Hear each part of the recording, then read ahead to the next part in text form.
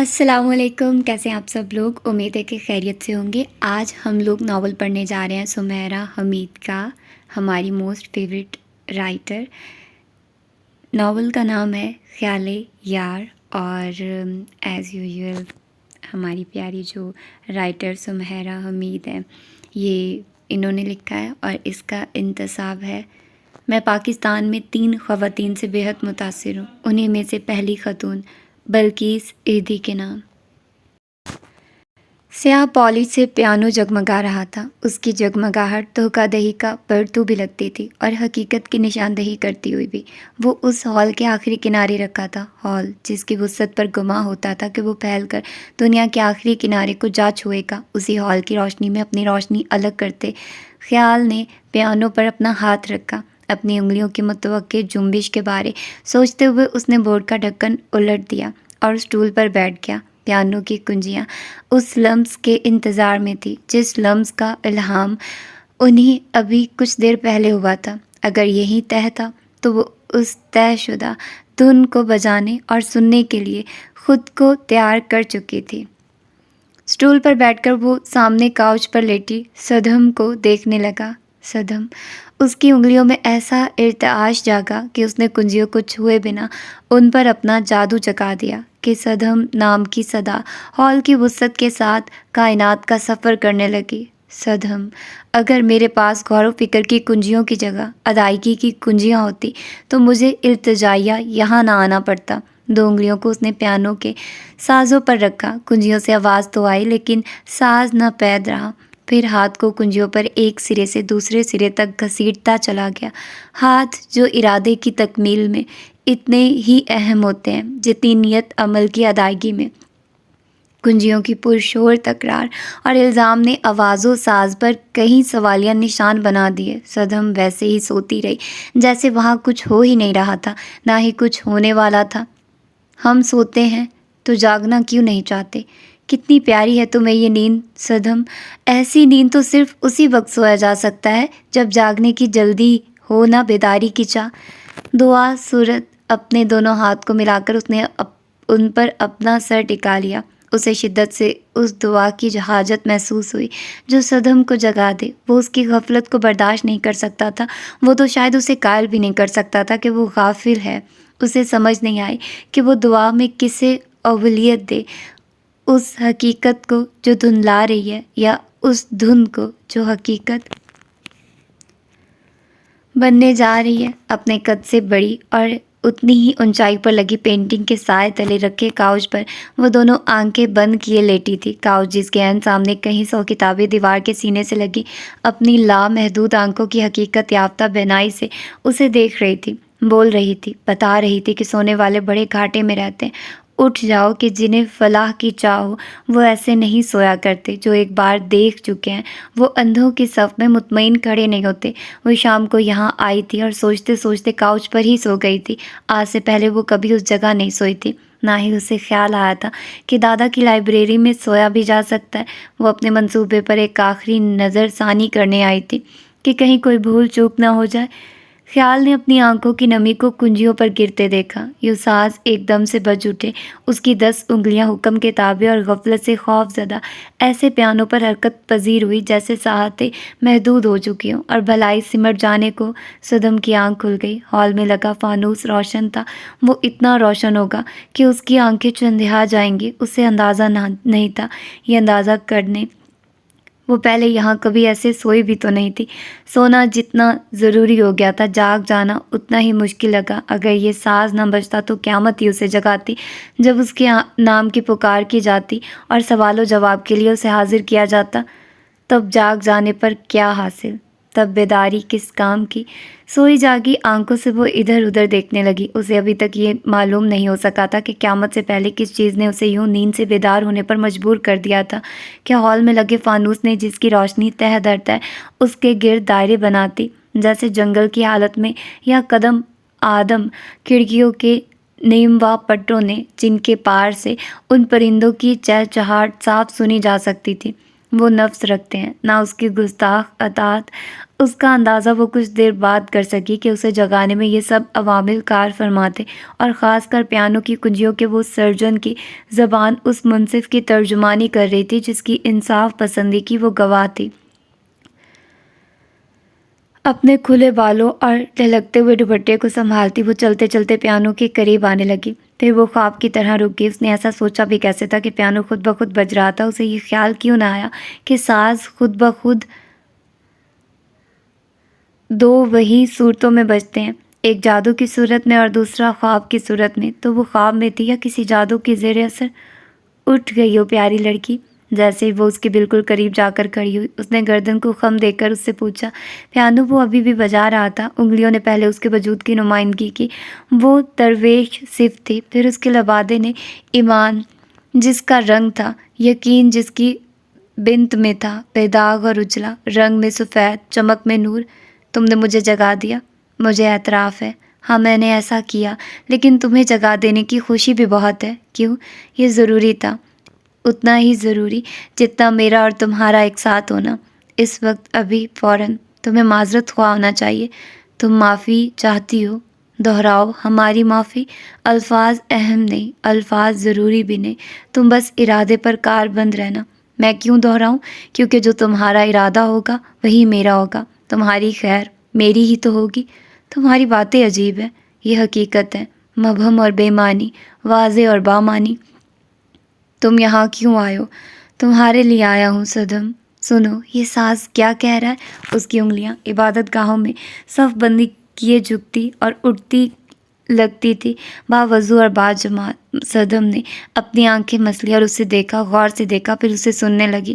وہ چاہتی تھی کہ وہ ایسی دھن پر ہمتن گوش رہے جو کلام کی جرت رکھتی تھی، جو خاموشی سے کچھ زیادہ اور محویت سے ذرا زیادہ پر تھی۔ وہ پیانو کے ساتھ ٹیک لگا کر کھڑی ہو گئی اور بھول گئی کہ وہ کہاں کھڑی ہے۔ وہ ساز میں ڈوبنے لگی۔ اسے محسوس ہوا وہ یہ دھن سن چکی ہے۔ اسے یہ بھی محسوس ہوا کہ دھن اسی کے وجود کا حصہ رہی ہے۔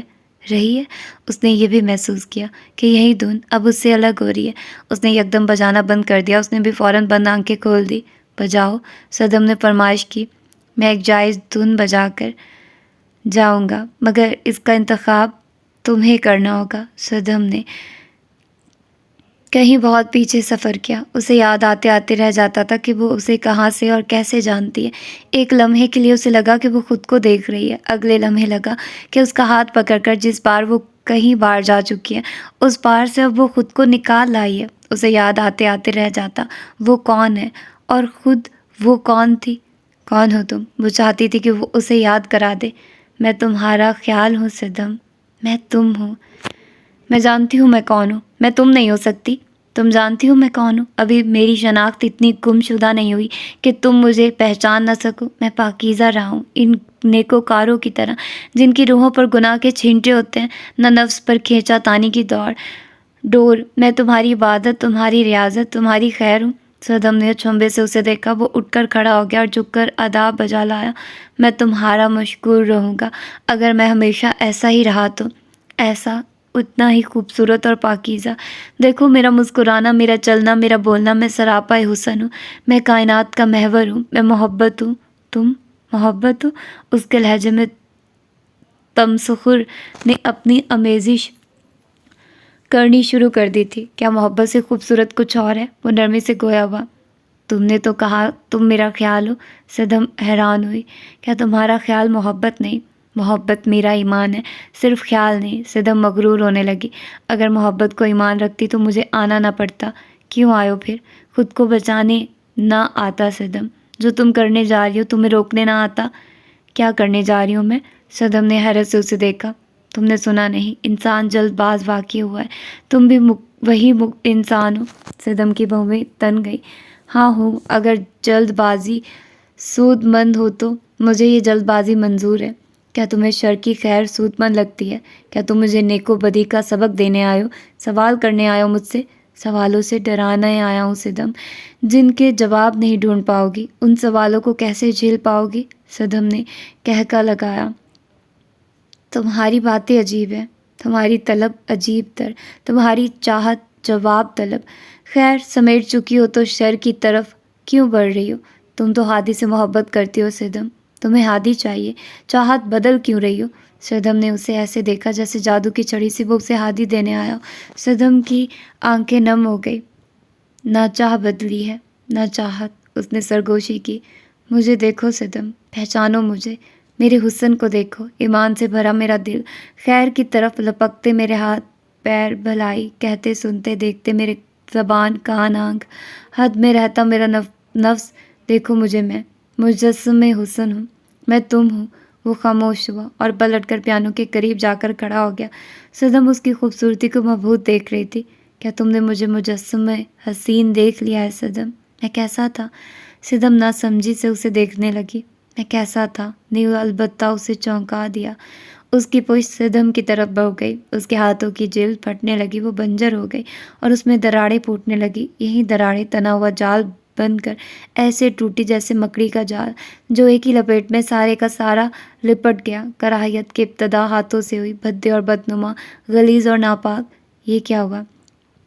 کل سے یہ ہاتھ سمیٹ لیے گئے، ابتدا ان سے ہوئی۔ انہوں نے مانگنا چھوڑ دیا ہے صدم۔ اللہ پر ایمان اور یقین کے جن دھاگوں نے انہیں مضبوطی سے باندھ رکھا تھا، تم نے انہیں کھول دیا ہے۔ ہاں، میں نے دعا سے ہاتھ سمیٹ لیے تھے۔ اللہ کے ہاں دیر بھی ہے اور اندھیر بھی۔ مجھے اللہ سے کچھ نہیں مانگنا۔ تم اپنے مالک سے کہہ چکی ہو کہ تمہیں اب اس کی ملکیت میں نہیں رہنا۔ میں اس مالک سے کہہ چکی ہوں کہ مجھے اس کی غلامی میں نہیں رہنا۔ صدم نے گردن تان کر کہا، وہ رحمان ہے، آقا نہیں۔ آقا ہوتا تو خیال کے اس مظاہرے پر تمہاری زبان بندی کر دیتا۔ دونوں ایک لحظے کے لیے ایک دوسرے کی آنکھوں میں دیکھتے رہے۔ تمہارے ہاتھوں کو کیا ہوتا جا رہا ہے؟ اب تم پیانو نہیں بجاؤ گے؟ صدم کی نظریں پھر سے اس کے ہاتھوں پر مرکوز ہو گئی۔ ضرور بجاؤں گا اگر تم نے بجانے دیا۔ صدم نے الجھ کر اس کی طرف دیکھا۔ میں ہی تو تمہیں بجانے دوں گی۔ میری شادی ہونے والی ہے، مجھے خوش ہونے کے سارے حقوق حاصل ہو چکے ہیں۔ محبت کا ہو جانا خوش آئند ہے اور محبت کو پا لینا خوش بختی۔ میں آج یہ خوش نصیبی حاصل کر لوں گی۔ تم پیانو بجاؤ۔ وہ مسکرائے، سرکش مسکراہٹ۔ تم سرکش ہوتی جا رہی ہو، باغی اور حد سے نکلتی ہوئی۔ میں سرکش ہوں، باغی اور حد سے نکل چکی، اور مجھے ہونا بھی کیا چاہیے؟ اس کی بہویں تن گئی۔ تمہیں فرما بردار ہونا چاہیے، صابر اور دعا گو۔ وہ کہکا لگا کر ہنسی۔ یہ تو سب کمزور لوگوں کے ہتھیار ہیں۔ ویسے اللہ کمزوریوں کو اتنا پسند کیوں کرتا ہے؟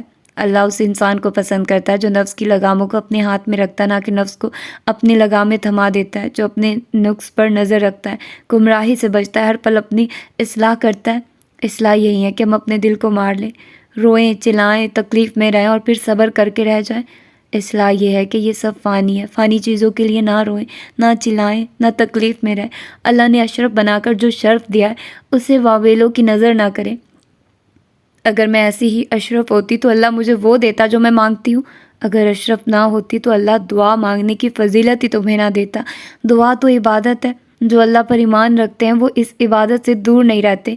اگر دعا عبادت ہے تو میں یہ عبادت کر کر کے تھک چکی ہوں۔ اب میں اپنی فلاح سمیٹنے جا رہی ہوں اور صاف کو قتل کرنے۔ میں نے سوچ لیا ہے ہاتھ پر ہاتھ رکھنے سے کچھ نہیں ہوگا۔ انسان اپنی قسمت خود لکھتا ہے، میں بھی لکھوں گی، تم دیکھنا۔ دیکھ رہا ہوں، وہ اطمینان سے بولا۔ تمہیں دیکھنا محال ہوتا جا رہا ہے، تم کری اور بدصورت ہوتے جا رہے ہو، تعفن سانسوں میں اٹک رہا ہے۔ اگر میں تمہیں ایسے دیکھ سکتا ہوں تو تمہیں بھی مجھے ایسے ہی دیکھنا ہوگا۔ فیصلہ دونوں صورتوں میں تمہارا ہے۔ ہاں، اب یہ میرا فیصلہ ہے۔ تمہیں کیا لگتا ہے میں خوف زدہ ہو جاؤں گی یا تم مجھے بھٹکا دو گے؟ سنو، ہمارے کالج میں ایک لڑکی ہے، اس کے بارے میں مشہور ہے کہ اس نے اپنی سوتیلی ماں کو زہر دے کر مار دیا تھا۔ یہ بھی سنا ہے کہ اس نے زہریلی دوا کو اس کے سوپ میں ملا دیا تھا، لیکن میں نے انگور کے جوس کا انتخاب کیا ہے اور صاف کو بہت پسند ہے۔ آج سب ہادی کی بڑی خالہ کے گھر جا چکے ہیں، وہاں ڈھولک ہے، صرف میں اور اوصاف ہی گھر ہیں۔ میرے لیے آسانیاں ہی آسانیاں ہیں آج۔ جو کرنا آسان ہے وہ بھگتنا بہت مشکل ہے صدم۔ تم قتل کرنے جا رہی ہو، میں پناہ کے لیے کہاں جاؤں گا؟ میں ہادی کو بچپن سے ہی پسند کرتی ہوں۔ گرمیوں میں جب وہ بڑے گیٹ کو چپکے سے کھول کر دبے پاؤں آیا کرتا تھا تو میں فوراً جان جاتی تھی کہ ہادی آیا ہے۔ اپنے کمرے کی کھڑکی میں کھڑے ہو کر میں آج بھی اسے اتنے ہی شوق سے دیکھتی ہوں جتنے شوق سے پہلی بار دیکھنا شروع کیا تھا۔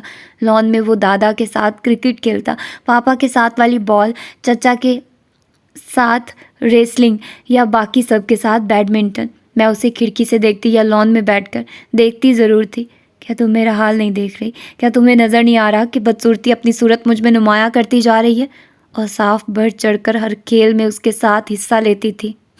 ہم سب لڑکیاں ایک ہی اسکول میں تھی، لیکن اوصاف نے ضد کر کے ہادی کے اسکول میں ہی ایڈمیشن لیا۔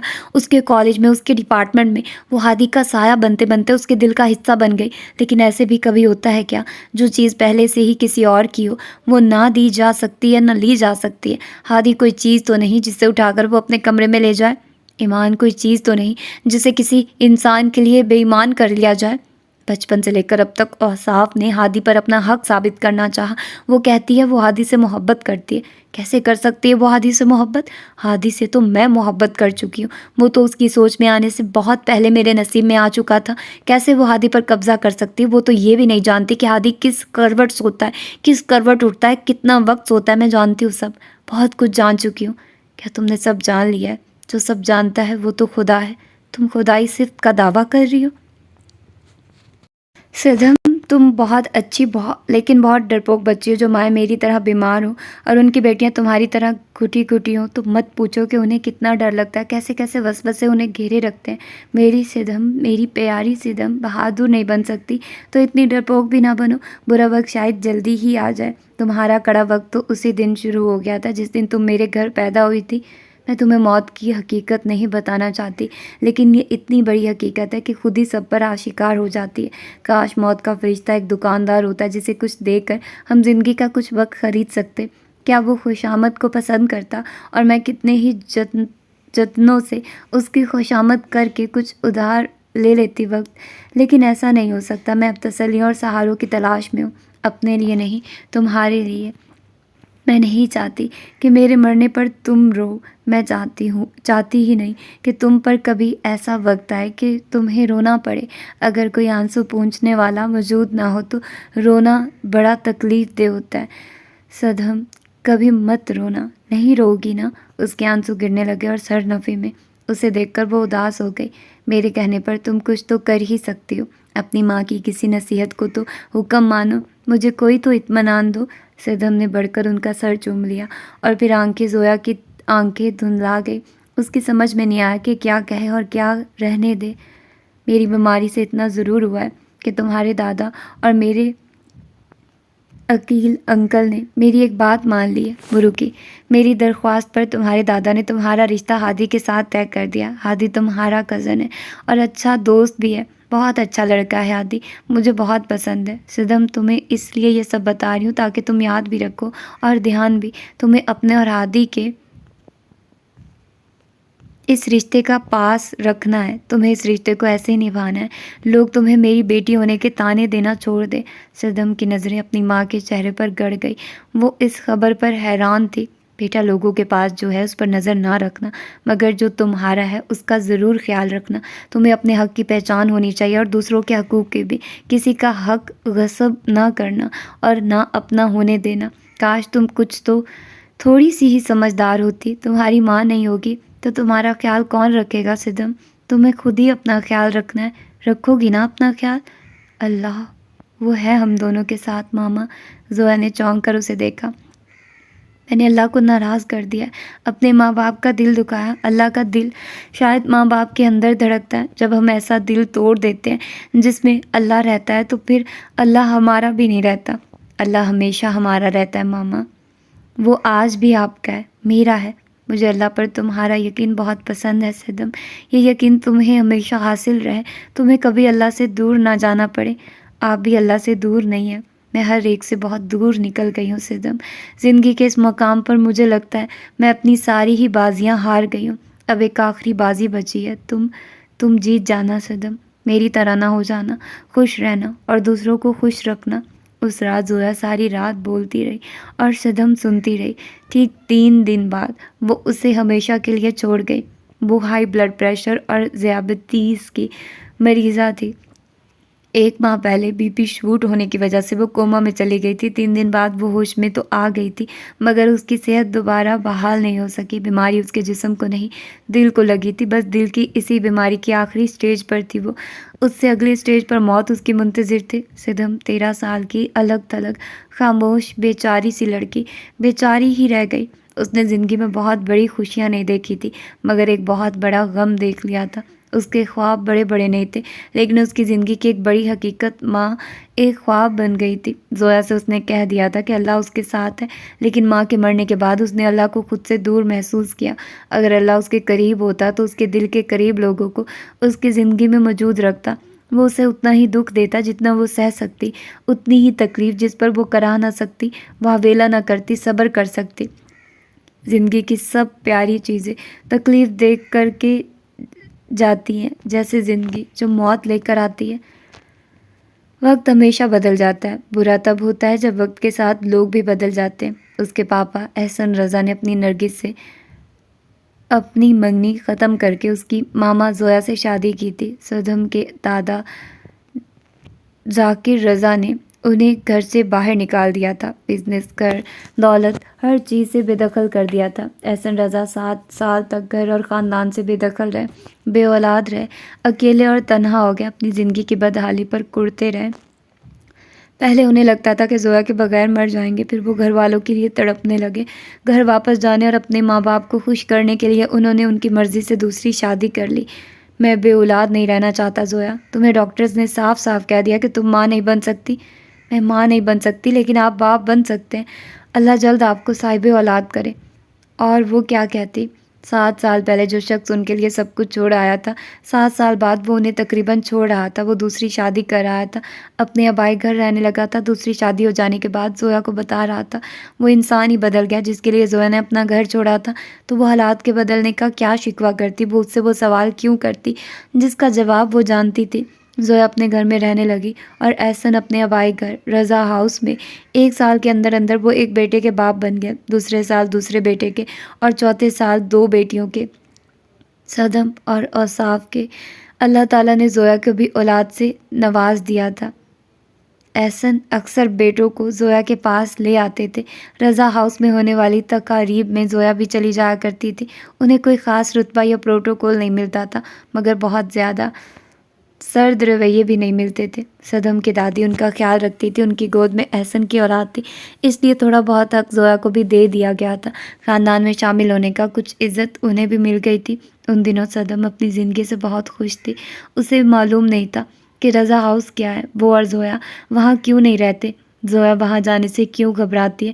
اس نے کبھی یہ غور ہی نہیں کیا تھا کہ اس کے پاس کیا کیا ہے اور رضا ہاؤس کے باقی بچوں کے پاس کیا کیا کچھ نہیں ہے۔ پاپا کے ساتھ وہ کبھی کبھی وہاں چلی جایا کرتی تھی۔ وہاں کا ماحول اس کے اپنے گھر کے ماحول سے بہت مختلف تھا۔ دادا اور دادی کے علاوہ صرف ایک ہادی ہی تھا جو اس سے بات کرتا تھا۔ گھر کے 11 بچوں میں وہ اکیلا تھا جو اسے اپنے کمرے میں لے جا کر کھیلنے کے لیے اپنے کھلونے دیتا تھا۔ اس کا اپنا گھر، ماما زویا کا گھر چھوٹا تھا مگر وہ اس کا اپنا تھا۔ اسے زندگی جہاں سے ملی تھی اس نے وہیں سے اسے قبول کر کے گزارنا شروع کر دیا تھا۔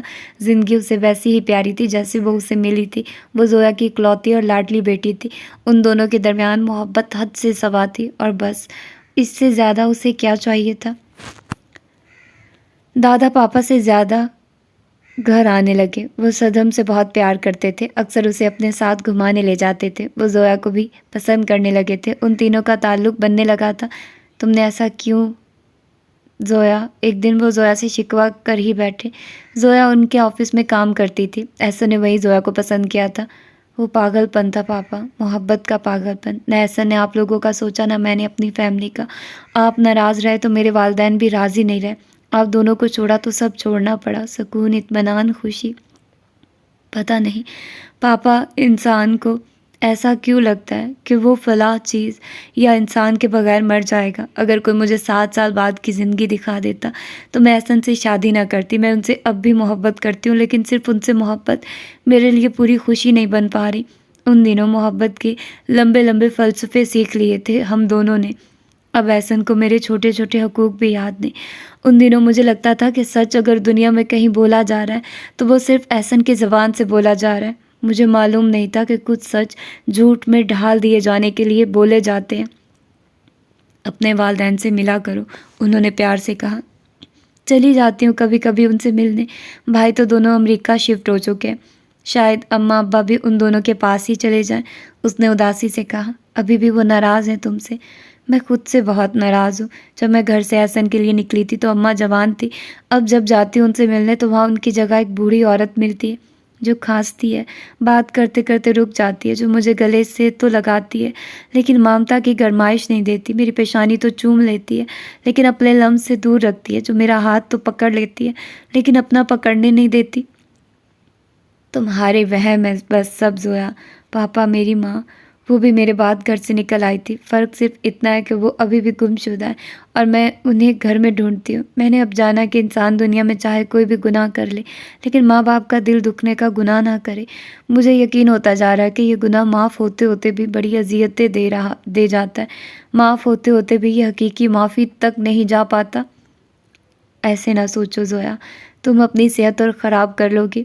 پتہ نہیں محبت کے نام پر ہم اپنی ساری غیرت کیوں بیچ دیتے ہیں۔ کبھی مجھے اپنے چھوٹے بھائیوں سے بھی محبت تھی لیکن کسی بھی خونی رشتے کی محبت مجھے احسن کی محبت سے نہیں روک سکی۔ میرے چھوٹے بھائی نے اماں سے کہا کہ کیوں گھسنے دیا انہوں نے مجھے گھر میں، نکال باہر کرتے مجھے، اسی کی وجہ سے ہمیں عزت کی تلاش کے لیے ملک سے باہر آنا پڑا۔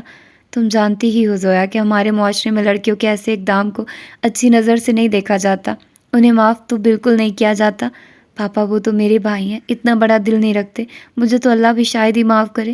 انسان کے پیمانے پر اللہ کی رحم دلی کو نہ رکھو، تم بہت زیادہ سوچنے لگی ہو، یہی تو مسئلہ ہے پاپا، جب سوچنا چاہیے تھا تب سوچا نہیں۔ آپ جانتے ہیں ہوا کیا تھا؟ میری آنکھوں کے سامنے احسن کا چہرہ آ گیا تھا۔ انسان کے سامنے انسانی محبت میں ڈھل کر آ جائے تو اس کے حواس کھو جاتے، وہ عقل سے بیگانہ ہو جاتا ہے۔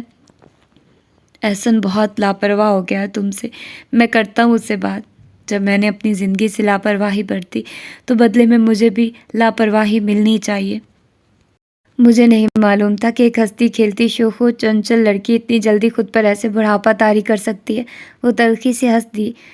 جوان تو وہ رہتا ہے جو خوش رہتا ہے، تو خوش رہا کرو نا، ہم ہیں تمہارے ساتھ زویا، پریشان مت ہوا کرو۔ اب تو صرف صدم کے لیے پریشان رہتی ہوں، اس کا خیال رکھیں گے نا آپ؟ میں، تم اور احسن، ہم سب مل کر رکھیں گے اس کا خیال۔ اتنی مایوس کیوں ہو؟ دل میں بڑے خوف چھپے بیٹھے ہیں پاپا، نا امیدی میرے دل پر قابض رہتی ہے۔ صدم سے باتیں کیا کرو، دیکھو کتنی چھوٹی سی ہے وہ اور کتنی پیاری باتیں کرتی ہے، سب ٹھیک ہو جائے گا زویا۔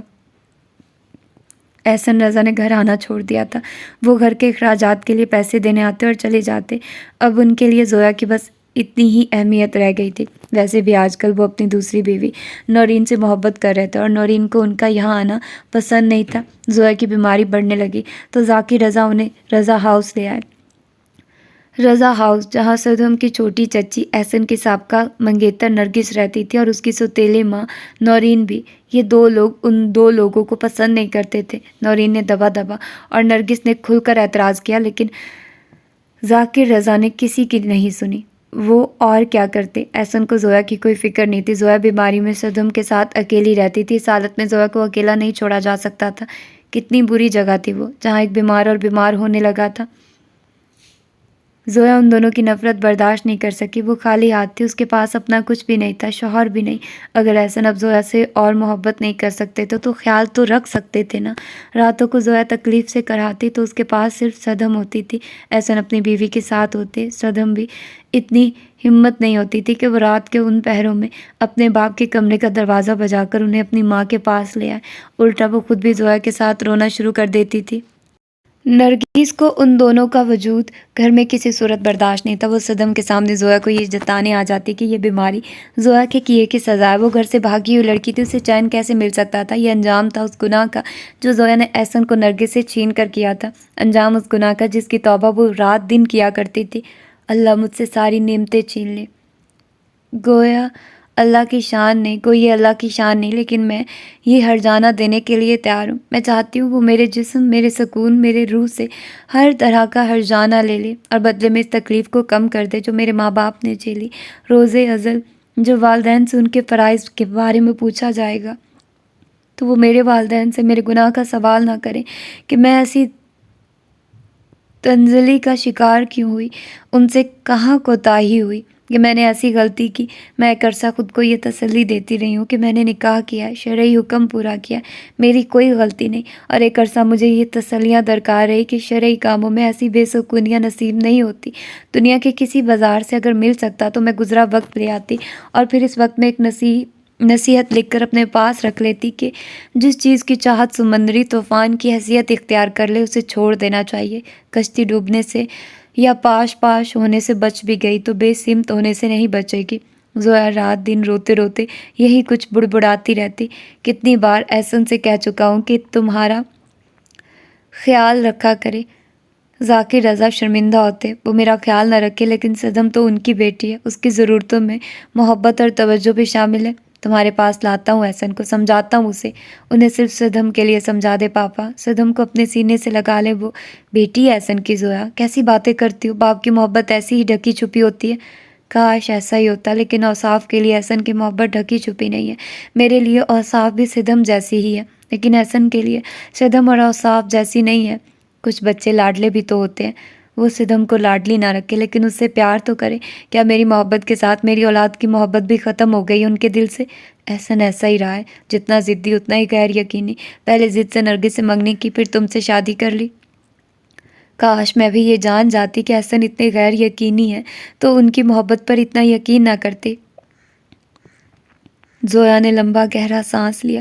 اس کے پاس کہنے اور ثابت کرنے کے لیے بہت کچھ تھا، لیکن وہ جان چکی تھی کہ جس امتحان میں وہ پہلے سے ہی ناکام قرار دی جا چکی تھی، اس امتحان کو دلائل سے پاس کرنے کی کوشش بھی ناکارہ قرار دی جائے گی۔ احسن کو اپنی زندگی میں واپس لانے سے زیادہ انہیں صدم کو رضا ہاؤس میں مستحکم کرنے کی فکر تھی، انہیں صدم کے مستقبل کی فکر تھی۔ اسے میری درخواست سمجھ لیں یا منت، میں ہاتھ جوڑنے کے لیے بھی تیار ہوں۔ صدم آپ کی کا ہی خون ہے پاپا۔ ہاتھ جوڑ لینے کے لیے تیار زویا نے پاپا اور ان کے ساتھ کھڑے عقیل کو دیکھا۔ صدم ہمارا خون ہے تو تم بھی ہماری بہو ہو، تم اتنی فکر مند کیوں ہو زویا؟ ابھی وہ صرف 13 سال کی، ہم ہیں نا، تمہیں بھی اللہ سلامت رکھے اور احسن کو بھی۔ اتنی فکر نہ کرو، اتنا ہلکا نہ کرو خود کو، تمہیں کوئی موذی مرض نہیں ہے، تم خواہ کی ٹینشن لینا چھوڑ دو بس۔ سوچ سوچ کر تم نے اپنی صحت تباہ کر لی ہے، ڈاکٹرز بار بار کہتے ہیں کہ خوش رہا کرو۔ ناقدری سے بڑھ کر کون سا مرض مہلک ہوگا، بس آپ مجھے مطمئن کر دیں۔ 13 سے 18 اور 18 سے 20 22 کا ہونے میں کتنا وقت لگے گا پاپا؟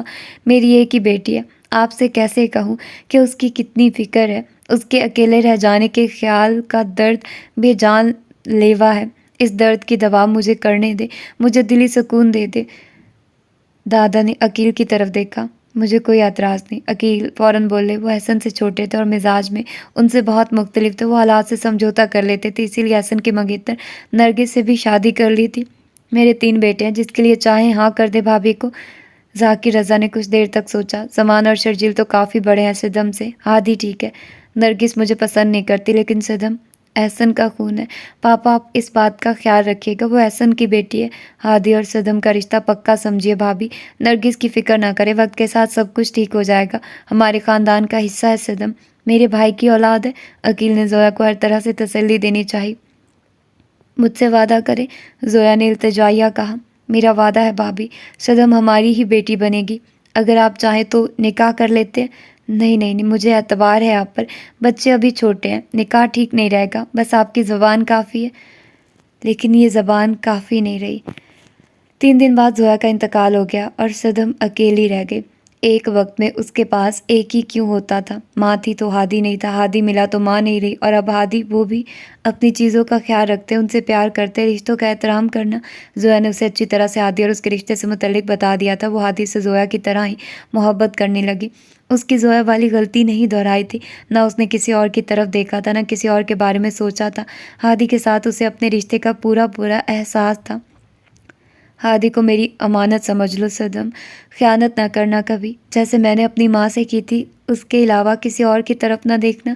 اس نے امانت میں خیانت کی، نہ کسی اور کی طرف دیکھا، ایک صرف ہادی، صرف ہادی۔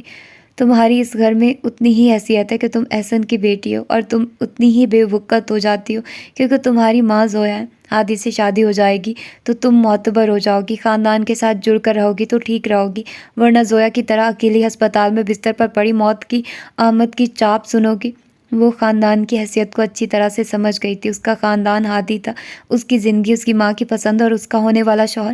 وہ اسے محبت میں حدیں پار نہ کر دیتی تو کیا کرتی؟ وہ اس کے نام کے ساتھ سانس نہ لیتی تو مر جاتی، مر نہ جاتی۔ ایک دن وہ اپنے کمرے میں بیٹھی رو رہی تھی کہ ہادی وہاں سے گزرا، اسے روتا دیکھ کر وہ اندر آ گیا۔ وہ زویا کی وفات کے 8 ماہ بعد کا وقت تھا۔ پہلے وہ خاموش کھڑا اسے دیکھتا رہا، پھر اس کے پاس آ کر بیٹھ گیا۔ اب بس کرو رونا صدم، اس نے اسے اپنے ساتھ لگا کر اتنے پیار سے ہاتھ سے اس کے آنسو صاف کیے کہ صدم نے سچ میں رونا بند کر دیا۔ وہ اس کے سینے کے ساتھ لگ کر بیٹھ گئی۔ اسے ایسا لگا جیسے وہ زویا کے سینے کے ساتھ لگی ہو۔ وہ محبت جو کھو گئی تھی وہ اسے پھر سے حاصل ہو گئی۔ وہ پناہ جو وہ ڈھونڈتی پھرتی تھی وہ ہادی کے سینے سے لگتے ہی میسر آ گئی۔ کتنی ہی دیر وہ ہادی کے سینے پر اپنے آنسو بہاتی رہی۔ میرے کمرے میں اتنی ساری گیمز رکھی ہیں، جاؤ اور جا کر ان سے کھیلو، لیکن ایسے مت رو، مجھے اچھا نہیں لگتا۔ کیا تمہیں اچھا لگتا ہے؟ نہیں، مجھے بھی اچھا نہیں لگتا رونا۔ بس پھر ٹھیک ہے، اب رونا نہیں، آؤ دادا سے کہتے ہیں وہ ہمیں آئس کریم کھلا کر لائیں۔ اسے ساتھ لے کر وہ دادا کے پاس آ گیا۔ وہ تینوں ساتھ مل کر آئس کریم کھانے لگے اور پھر زویا کو یاد کر کے وہ دوبارہ روئی ضرور، مگر اکیلے رہ جانے کے شدید غم سے نہیں۔ وہ اپنے آنسو صاف کر لیتی تھی کیونکہ ہادی کو اچھا نہیں لگتا تھا، اور جو ہادی کو اچھا نہیں لگتا تھا وہ اسے بھی اچھا نہیں لگتا تھا۔ وہ نہیں چاہتی تھی کہ ہادی کو یہ لگے کہ وہ اس کی بات نہیں مانتی۔ وہ ہادی کی ہر بات ماننا چاہتی تھی۔ وہ تو ہادی سے ہر بات بھی کرنا چاہتی تھی، لیکن وہ جھجک جاتی تھی۔ کچھ نرگس کا خیال تھا کہ وہ آتے جاتے ہادی کو اٹھتے بیٹھتے سوتے جاگتے تو دیکھ لیتی تھی، لیکن اس کے قریب نہیں جاتی تھی۔ لیکن ایک دن یہ خوف بھی جاتا رہے گا، کوئی وقت سے پہلے ہی آپ کو بتا جائے کہ آپ کو انعام میں کیا ملنے والا ہے تو وقت کٹتا ہی نہیں۔ وہ ہادی اپنے انعام کے ملنے کے دن کے انتظار میں وقت کو بامشکل کاٹ رہی تھی۔ رضا ہاؤس میں 4 خاندان آباد تھے، تایا جی، احسن، عقیل اور صدم۔ وہ اکیلی ہی الگ خاندان بناتی تھی کیونکہ وہ زویا کی بیٹی تھی۔ سب اپنے اپنے الگ خاندان کے ساتھ مکمل تھے، جبکہ وہ زویا کے بغیر بالکل ادھوری تھی، اور اوصاف پورے رضا ہاؤس کو مکمل کرتی تھی۔ اوصاف جگمگاہٹ تھی اس گھر کی۔ وہ احسن کی جان تھی، دادا کی باربی، تا کی کرکٹ ٹیم کی کیپٹن، پھپھو کے بچوں کی سنڈریلا۔ وہ اوصاف تھی، سب کے لیے سب کچھ تھی، ہر خوبی، ہر صفت، ہر رنگ لیے۔ اس کی آنکھیں گہری سبز تھی، بے حد سفید رنگت، سنہری اور ڈارک براؤن بال تھے۔ وہ انسانوں کے لیے بنائی گئی پری تھی۔ تایا جی کی عریشہ اسے خاص طور پر تیار کروا کر اپنے کالج فنکشن میں لے کر جاتی تھی۔ پھپھو کے بڑے بیٹے فرید نے اس کا پورٹ فولیو بنوایا اور ایڈ کمپنیز میں کڈز ماڈلنگ کے لیے بھیج دیا، اور پھر اوصاف نے ملک اور بیرون ملک کے لیے کئی نامور برانڈز کے اشتہارات میں کام کیا۔ وہ ایک ایمبیسڈر کڈ بن گئی تھی۔ جب وہ لوگ گھومنے کے لیے جاتے تھے تو لوگ روک روک کر اس کی تصویریں بناتے تھے۔ اس کے لیے ساری تعریفیں کم تھی، اس پر ساری تعریفیں ختم تھی۔ وہ اس گھر میں موجود ہر شخص سے زیادہ خوبصورت تھی۔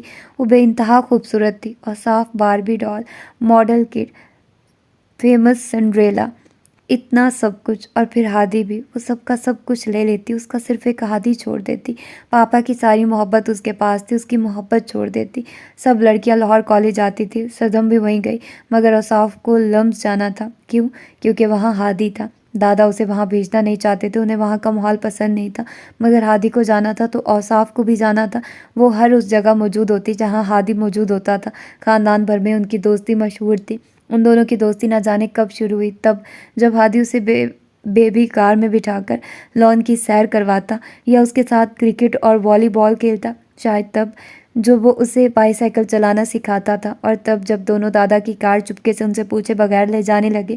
اسی وقت سے دونوں سب ساتھ ساتھ کرنے لگے تھے، وہ ساتھ ساتھ رہتے، ساتھ ہی ہو گئے۔ کالج جانے سے پہلے ان دونوں میں پہلی بار لڑائی ہوئی تھی۔ لڑائی کی وجہ وہ لڑکیاں تھیں جو ہادی سے فری ہونے کی کوشش کر رہی تھی۔ یہ وہ لڑکیاں تھیں جو ہادی کے میوزک بینڈ کے تیسرے کنسرٹ میں آئی تھی۔ لڑائی کی اس وجہ نے صدم کو پریشان نہیں کیا تھا۔ وہ صرف اتنا جانتی تھی کہ ہادی کسی کے بھی ساتھ رہے، ہے وہ اسی کا۔ کیوں ہے اس کا؟ کیونکہ عقیل انکل اسے دے چکے ہیں، ان دونوں کی منگنی ہو چکی ہے، جلدی ان کی شادی ہو جائے گی، اور وہ ہر دعا میں اسے مانگتی ہے۔ اسے ضرورت نہیں تھی کہ وہ ہر وقت ہادی کا پہرا دیتی ہے، اتنا ضرور تھا کہ وہ اسے دیکھنے، اس سے بات کرنے کے موقع تلاشتی رہتی تھی۔ اس کے اوقات کار سے اپنا دن گزارتی تھی۔ 2 بجے کالج سے آنے کے بعد وہ بامشکل 10-15 منٹ تک اپنے کمرے میں رہتا، پھر وہ گھر میں ہی اپنے بنائے اسٹوڈیو میں چلا جاتا جہاں وہ شام تک رہتا، پھر وہ اپنے دوستوں کے ساتھ نکل جاتا اور رات گاہ ہی واپس آتا۔ اس کے کمرے میں جانے، کمرے سے باہر آنے، گھر آنے اور گھر سے جانے تک کا ہی وقت اور موقع ہوتا تھا جب وہ اسے دیکھ سکتی تھی۔ رات 12، 1، 2، 3 جب تک وہ واپس نہیں آ جاتا تھا، وہ اپنے کمرے کے ٹیرس میں ہی ٹہل ٹہل کر اس کا انتظار کرتی رہتی تھی۔ اس کے پاس اور کرنے کے لیے تھا ہی کیا، کالج اور گھر یا دادا کی لائبریری۔ اچھے لوگ اس کی زندگی سے کم ہوتے گئے۔ زویا کے جانے کے ٹھیک 2 سال بعد دادی کا بھی انتقال ہو گیا، جو اس کا زویا کی طرح ہی خیال رکھتی تھی۔ ان کے جانے سے وہ اور تنہا ہو گئی۔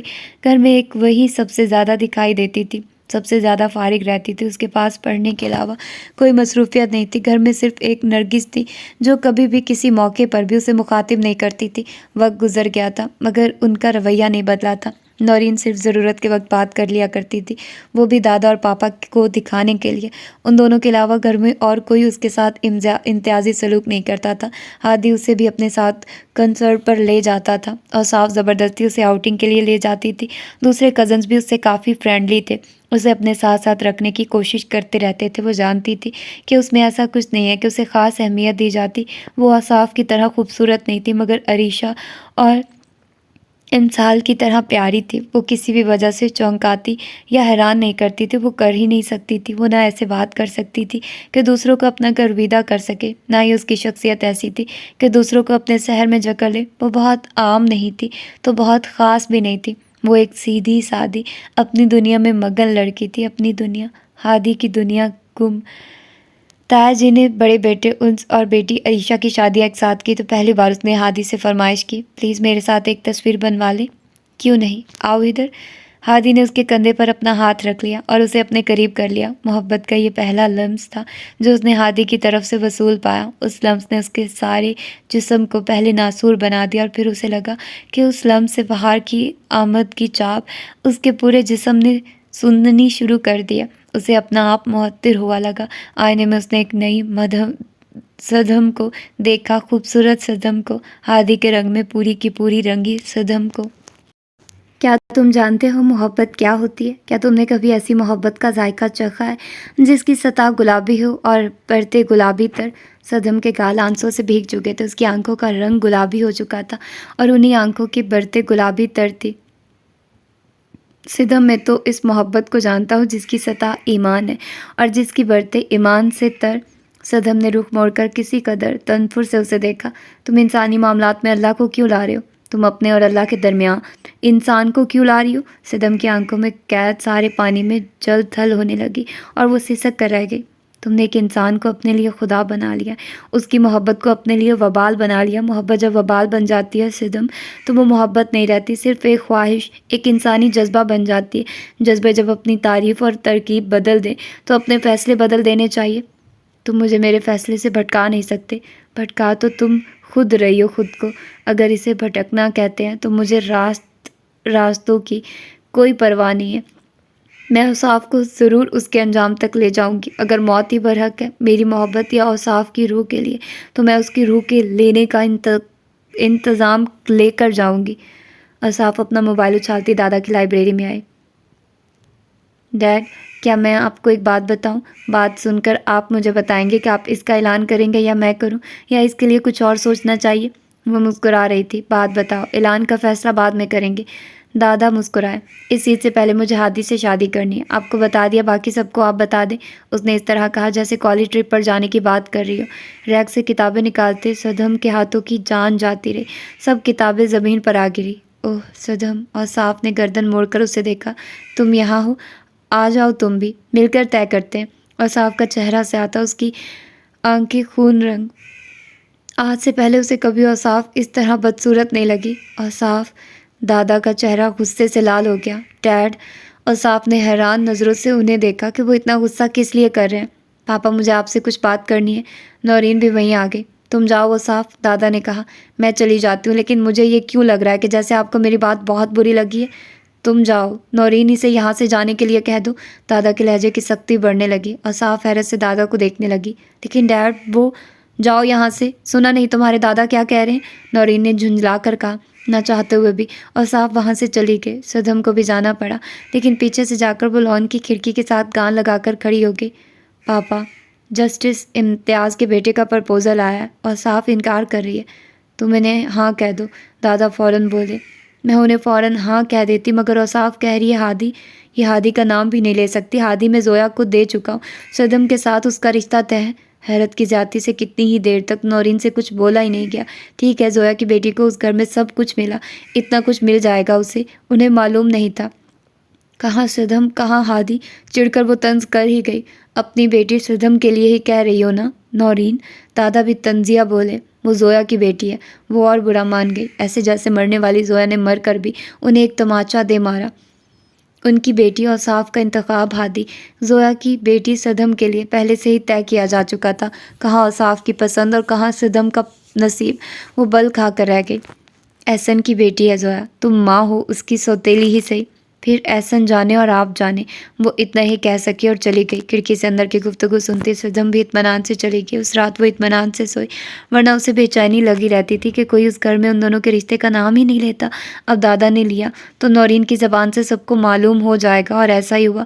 نرگس کو معلوم ہو گیا اور وہ پہلی بار اس کے کمرے میں آئی۔ خون کا اثر بھی کبھی مرا ہے؟ زویا مر گئی تو کیا ہوا؟ سب سکھا گئی ہے وہ تمہیں؟ صدم کو بہت دکھ ہوا ان کے انداز پر۔ مرے ہوئے لوگوں کو کوئی ایسے یاد کرتا ہے، ایسے یاد کرواتا ہے؟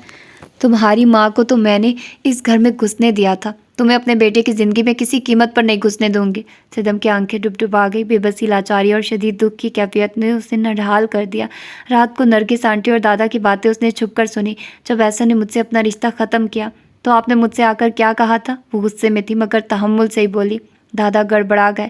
میں یاد دلاتی ہوں آپ کو، آپ نے کہا تھا تم پر ظلم ہوا ہے، لیکن یہ ظلم احسن نے تم پر کیا ہے، چاہو تو اس کی سزا مجھے دے لو۔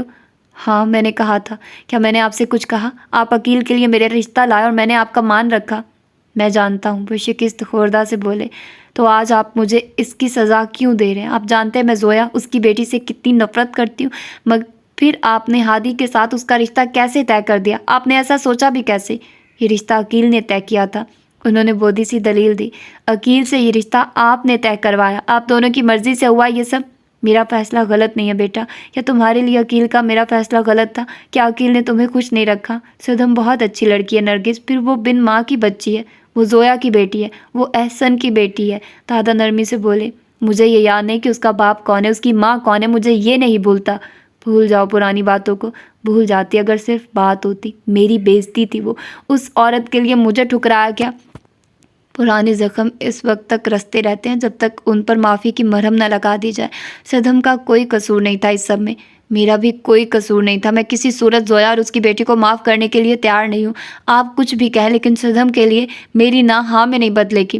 وہ تن کر کھڑی تھی۔ ایسا انداز نہ اپناؤ نرگس، اٹل فیصلے صرف اللہ کے ہوتے ہیں۔ جب انسان بیجا ضد پر آ جاتے ہیں تو اللہ کی ناراضی کا سامنا کرتے ہیں۔ اللہ کو راضی کرنے کی تدبیر کرو۔ اس معاملے میں مجبور ہوں پاپا، پلیز مجھے مجبور مت کریں۔ لفظ اللہ پر وہ کچھ شرمندہ سی ہوئی۔ نفرت کا یہ کیسا رشتہ ہے جو ہم ہمیشہ بنائے رکھنا چاہتے ہیں؟ وہ دکھ سے بولے۔ یہ میرے اختیار میں نہیں پاپا۔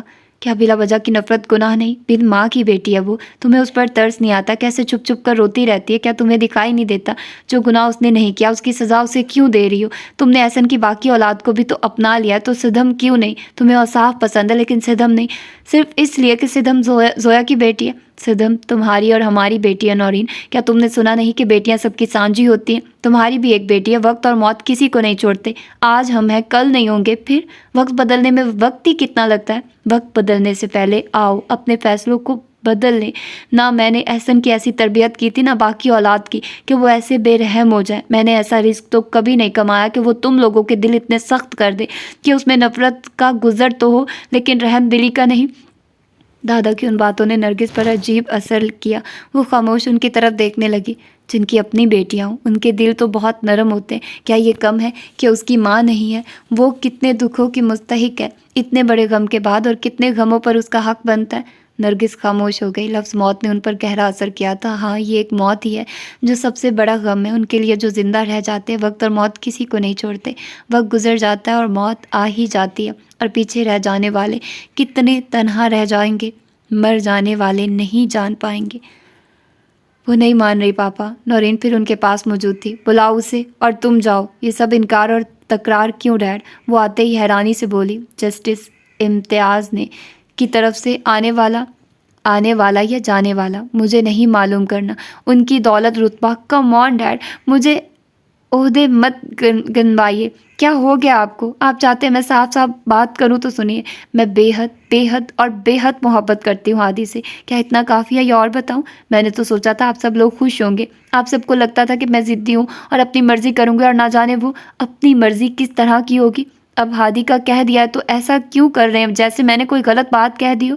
نورین، وہ دھاڑے اور صاف ڈر گئی۔ لے کر جاؤ اس بے شرم کو یہاں سے۔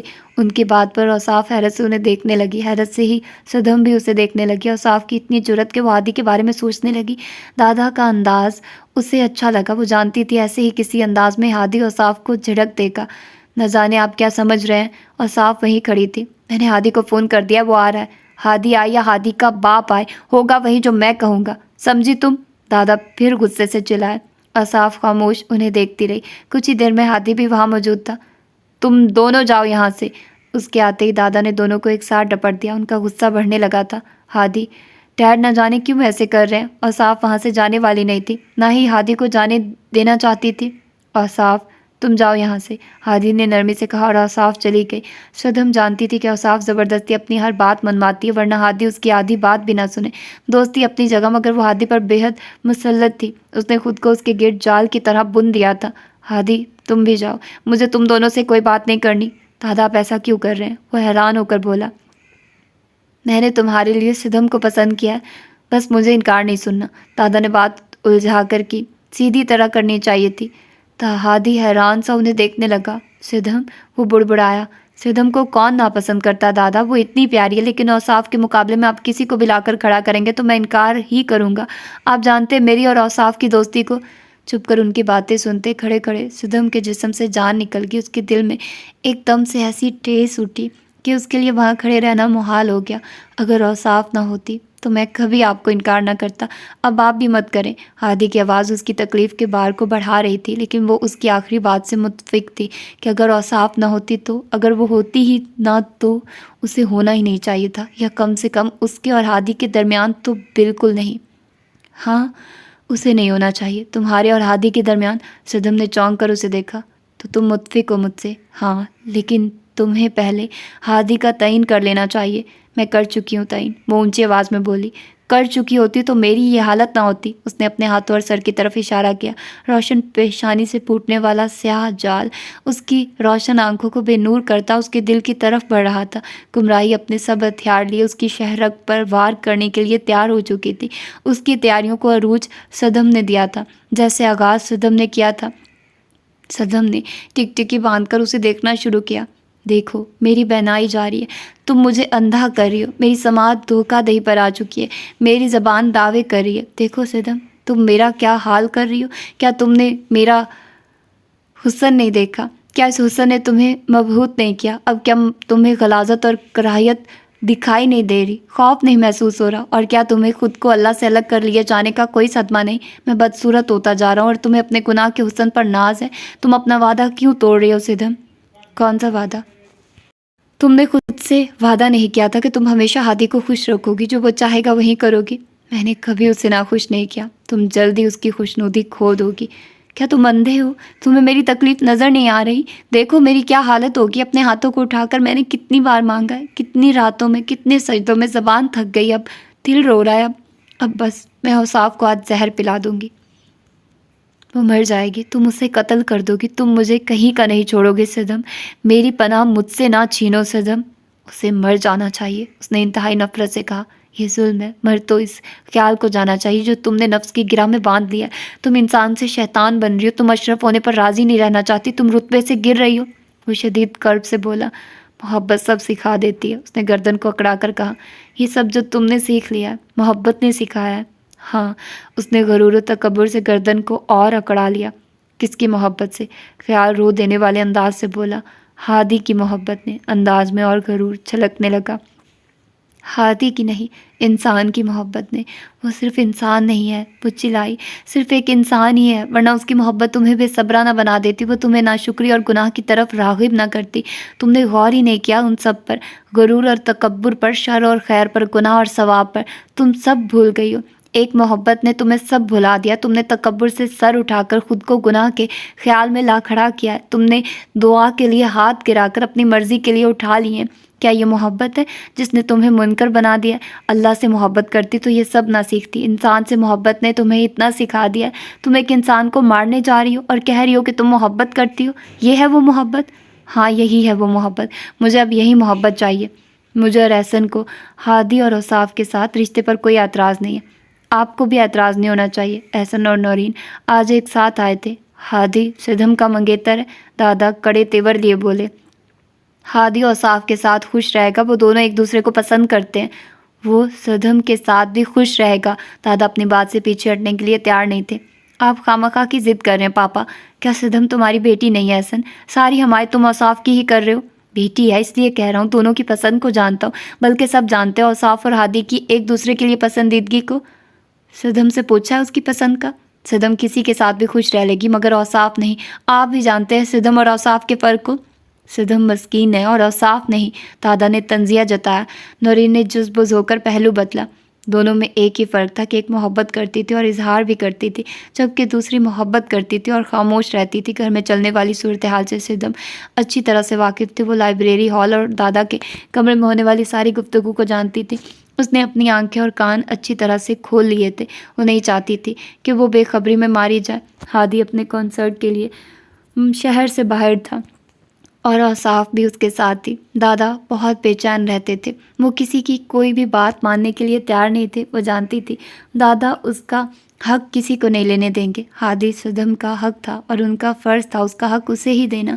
نورین آنٹی نے ایک بار پھر دادا، تایا جی، پھپھو، عقیل انکل اور نرگس آنٹی کو بات چیت کرنے کے لیے اکٹھا کیا۔ نہ جانے کیوں وہ ہار ماننے کے لیے تیار نہیں تھی۔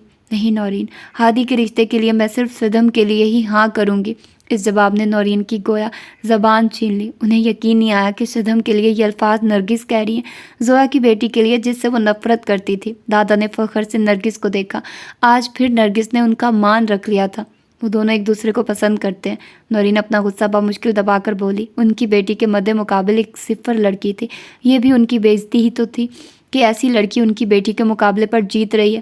میں ہادی کو سمجھا لوں گی۔ ایک مرتے ہوئے انسان سے میرے شوہر نے وعدہ کیا ہے، مجھے بھی مرنا ہے۔ میری بھی ایک بیٹی ہے، پتہ نہیں مجھے کس کس سے کیا وعدہ لینا پڑ جائے۔ وقت بدلتے اور موت آتے دیر نہیں لگتی۔ اوصاف ایسا نہیں ہونے دے گی بھابھی، تم اسے سمجھاؤ، اسے بتاؤ کہ صدم کا رشتہ سالوں پہلے سے ہی طے ہے۔ نرگس اوصاف کو لے کر کوئی بات سننے کے لیے تیار ہی نہیں تھی۔ میں تو آپ کو سمجھا رہی ہوں، گھر میں لڑکوں کی کمی نہیں ہے۔ ہادی نہ صحیح، شرجیل ہے۔ جذباتی ہونے کی بجائے ٹھنڈے دل سے سوچی۔ عقیل نے وعدہ کیا تھا تو شرجیل سے کر دیتے ہیں۔ صدم اسی گھر میں رہے گی، وعدہ بھی پورا ہو جائے گا آپ کا۔ دادا اس بات پر سوچنے لگے۔ نرگس بھی خاموش ہو گئی۔ اوصاف اور ہادی نہیں مانیں گے، آپ سب مان جائیں۔ اگر ہادی صدم کے لیے مان جاتا تو آج ان دونوں کی کر دیں۔ اوصاف نہیں بھی سمجھے گی تو کیا کر لیں گی؟ نورین نے منہ بنا کر کہا۔ اوصاف کے ہوتے ہوئے ہادی صدم کے لیے کیسے مان جائے گا؟ سب جانتے تھے اوصاف زمین آسمان ایک کر دے گی، خود کو جلا دے گی، دنیا کو آگ لگا دے گی، مگر اپنی منوائے گی۔ اسے ہادی چاہیے تھا اور بس، اور اسے صدم کو اسے کیا چاہیے یہ سوچنے والا وہاں کوئی موجود نہیں تھا۔ اوصاف اور ہادی ایک دوسرے کو پسند کرتے ہیں، یہ سب جانتے ہیں۔ وہ کسے پسند کرتی ہے کوئی جاننا ہی نہیں چاہتا۔ انسان اتنا منظور کیوں ہو جاتا ہے؟ کیا انسان کو بنانے والے کو یہ معلوم نہیں تھا؟ اس کی منہ زوری کا، اس کی خواہش کی حد کا معلوم تھی، اسی لیے اس نے لگامیں دی تھی۔ میں نے وہ لگامیں نہیں دیکھی۔ کیا تم اپنی مرضی سے اپنی آنکھیں بند نہیں کرتی سونے کے لیے؟ وہ ایک قدرتی عمل ہے، وہ تمہاری چاہ ہے۔ تم جانتی ہو آنکھ بند کر کے تمہیں نیند لینی ہے، یہ تمہارا حکم ہے۔ تمہاری آنکھ کو، تمہارے جسم کو، تمہارا یہ حکم ہی تمہاری لگام ہے۔ خواہش نفس ہے اور نفس کی لگامیں ہمارے ہاتھ ہیں۔ وہ کیا ہے جو اس لگام سے نہیں ہوتا؟ محبت، یہ بے بس کر دیتی ہے۔ نہیں صدم، بے بسی تمہاری مٹی میں نہیں گوندی گئی، یہ تمہاری اپنی تخلیق ہے۔ میں بشر ہوں، کچھ تخلیق نہیں کر سکتی؟ کیا تم اپنے خواہشات تخلیق نہیں کرتی؟ کیا تمہاری چاہت تمہاری تخلیق نہیں؟ تم دلائل میں مجھے ہرا سکتے ہو، میں کتنے بھی دلائل میں تمہیں ہرا دوں۔ تمہارا ایک بد عمل تمہیں جتا سکتا ہے، میری کوشش کتنی بھی زور آور کیوں نہ ہو، یہ تمہارے کر دینے کے عمل سے زیادہ نہیں ہوگی۔ میں کتنا بھی طاقتور ہوں، کسی ضعیف بوڑھے کی طرح کپ کپانے میں وقت نہیں لوں گا۔ میں کتنا بھی خدا کے قرب کا طلبگار ہونا چاہوں، تمہاری بشری طلب کے بوجھ تلے دب کر رہ جاؤں گا۔ تم انسان عمل اور بد عمل کے خالق ہو، تم ہر پل اپنے اندر نئے پیمانے نافذ کرتے ہو۔ میں کتنا بھی یادداشت میں جمال رب کا نظارہ کرتا رہوں، تم کمال فن سے اس نظارے کو بھلا دینے پر مجبور کر دو گے۔ قادر تو تم ہو نیک و بد پر، اپنے راستے، اس راستے کی منزل پر۔ جب حقیقی قادر اپنی قدرت نہ دکھائے تو انسان کو قادر بننا ہی پڑتا ہے۔ اللہ کی صفت حقیقی پر ایسے شک نہ کرو صدم، مجھے اتنا شرمندہ نہ کرو جس سے محبت کے دعوے کرا چکی ہو، اس پر ایسے شک نہ کرو۔ کیا تم نے کبھی اس پل پر غور نہیں کیا جب ایک ہو کر ہم سب نے اللہ کو اپنا خالق مانا تھا، اس کے سامنے اپنے ایسے جھکے تھے کہ دوبارہ اٹھنے کے لیے تیار نہیں تھے؟ کیا تمہیں یاد نہیں کہ دنیا میں آنے کے لیے ہم کیسے اللہ کی بارگاہ کی طرف لوٹ جاتے تھے کہ وہ اپنا فیصلہ بدل لے؟ کیا تمہیں یاد نہیں کہ ہماری تخلیق کا لمحہ کیسا تھا؟ اور کیا تم یہ بھی یاد کرنا نہیں چاہتی کہ ہم نے فرشتوں پہ رشک کیا تھا کہ وہ ایک حکم کے، اللہ کے حکم کے پابند ہیں، اپنے نفس کے حکم کے تابع نہیں؟ اور کیا ہم نے دلوں میں یہ عہد نہیں کیا تھا کہ ہم بھی ایسے ہی پابند ہوں گے اپنی حدود میں، اپنے رب کی رضا میں، اپنے خالق کی محبت میں؟ بس انسان بھٹک جانے والا بھی ہے اور بھٹکا دینے والا بھی۔ ٹھیک کہا اللہ نے، انسان بہت جلد باز ہے۔ یہ دنیا جلد بازی کا بازار ہے، یہاں کچھ قائم نہیں، یہاں کسی کو دوام نہیں۔ اس بازار میں ایسا ہے کیا جس کے لیے حقیقی محبت کو بھلا دیا جائے؟ کیا تم دیکھتی نہیں کہ ولیوں نے کیسے اپنے محل چھوڑ دیے، اپنے رتبے، اپنی شان و شوکت، وہ سب کچھ جو ان کے پاس تھا؟ کس لیے؟ اللہ کی محبت میں۔ تم ایک انسان کو چھوڑ دینے کے لیے تیار نہیں ہو؟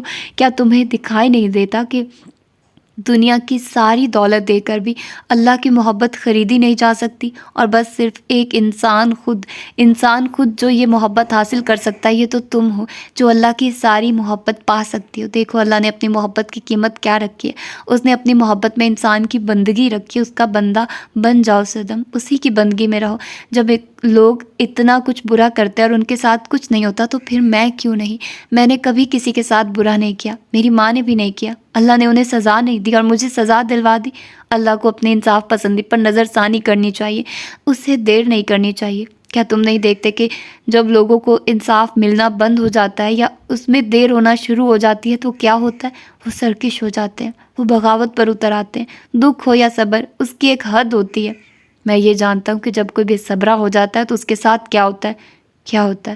وہ بے سکون ہو جاتا ہے، وحشی ہو جاتا ہے۔ جانتی ہو صبر کی تلقین کیوں کی گئی ہے؟